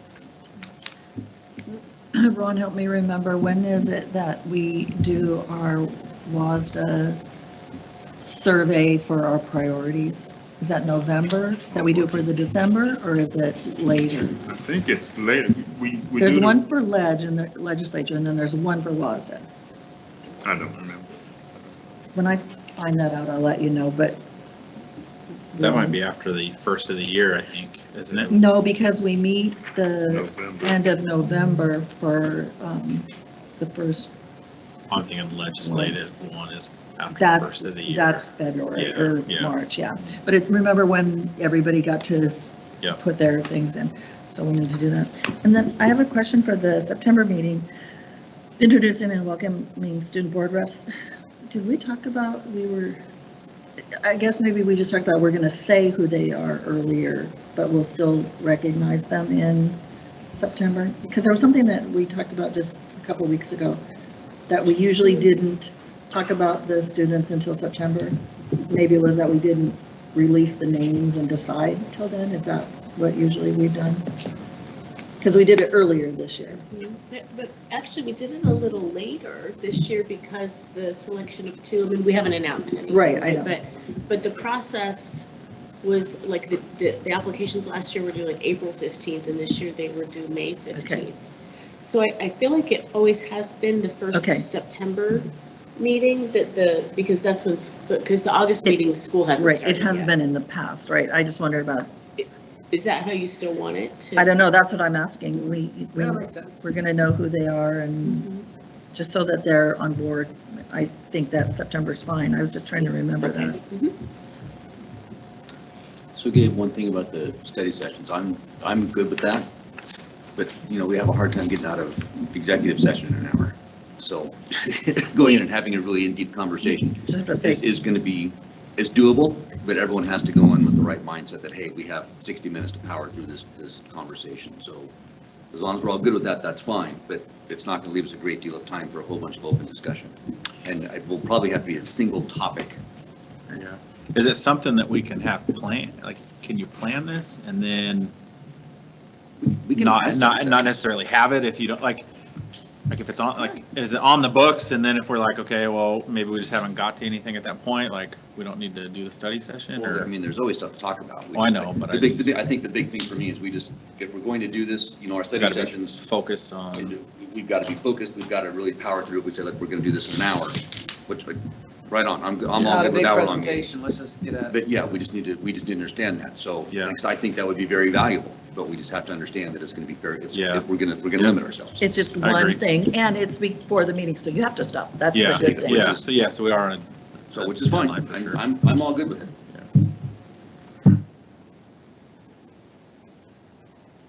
And this is a little thing on that, but we'd also just have to think about the logistics of moving from this, to the setup for the board meeting, but it can You be can done. do, Oh, that's right, because you have to do it. You just get up and walk over. Do we have Different to, do we have to sit here though? Like, No, could we be sit there. You there can and have sit it? in the dais. That's true, you could do it. Maybe we on just sit days. there It's and just a have it. little bit. Or call it over there. Yeah, we'll figure it, we can figure it out. Give me an example. How would that differ than when you doing the parliamentary procedures and you get to the point when you say, oh, discussion? How did that differ from the discussion you're gonna hold? How can you legally have a discussion before the board meeting? How can you legally do that? Well, it would be a public meeting. I mean, it would be it would be just like this, same setting. That we're having a retreat, we're not talking, this is a time for us to learn and discuss information. It's public, it would be the Open Public Records Meeting Act, it's got all the stuff. But you're not at an open board meeting, you're just in a group setting, but that you can't do that though. It's like a You workshop. You can't, You just can't make decisions. You Okay. can't make Can't vote. decisions Yeah. at a study session or a retreat. what's the difference between that and us meeting at Denny's after this meeting and continue talking about school board stuff? Because it's posted. And you have to post it. Post it in For example, public and- Richland does it before when they were trying to figure out what bond issue they wanted to do. They had some people come in and give them different scenarios. And maybe I'm off. The board meetings obviously are focused agenda. Aren't these sessions more open dialogue discussion, like versus the board meetings are a little more, I don't know. I just want the ability to have this open dialogue a little more freely I get what you're saying. on the topics, but Understand. I don't.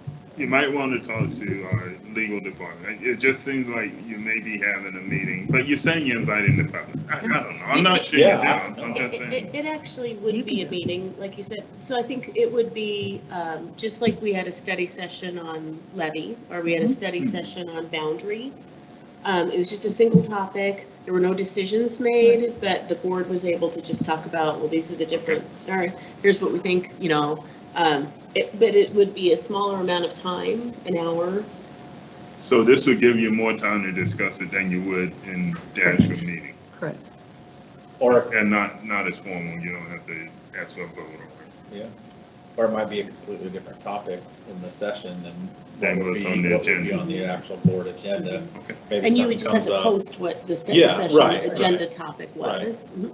There are districts that have one study session per month, every month.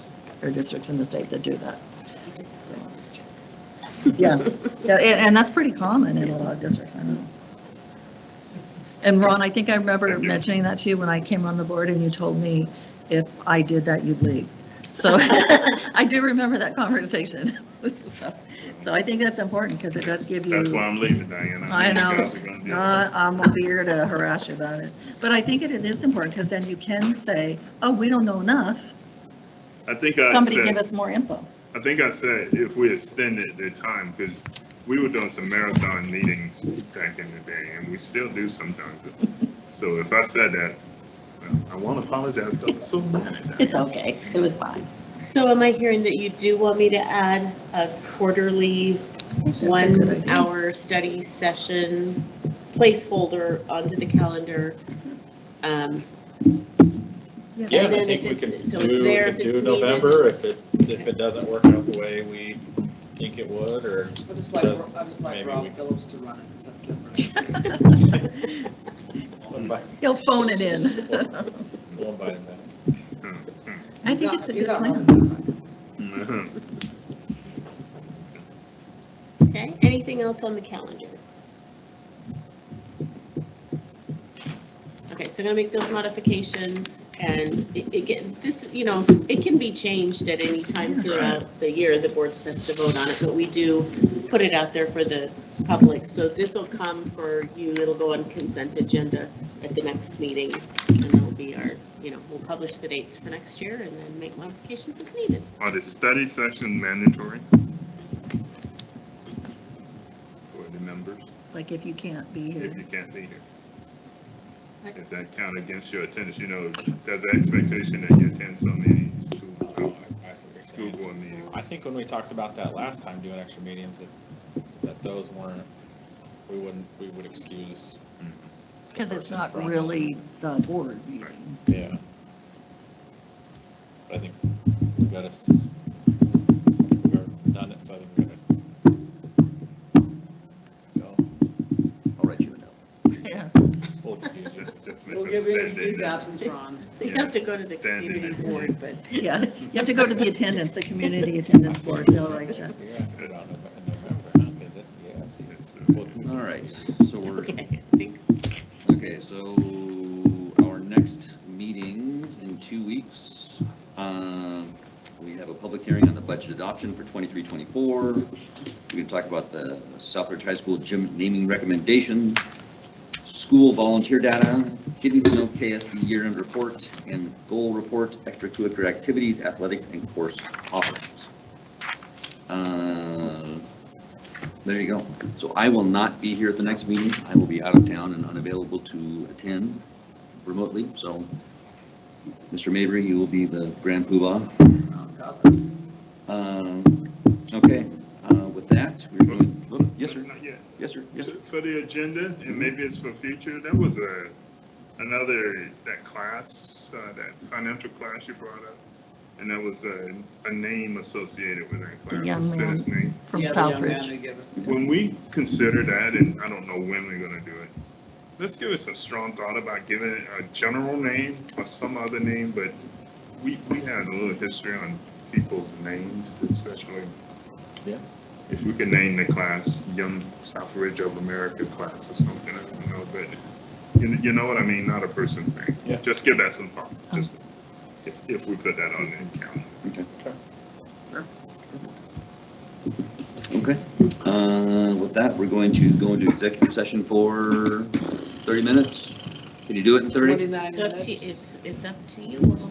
30. Well, I'll go be He'll be done. mute. It's not a problem for me. All right, we will adjourn to executive session till 8:55. All right.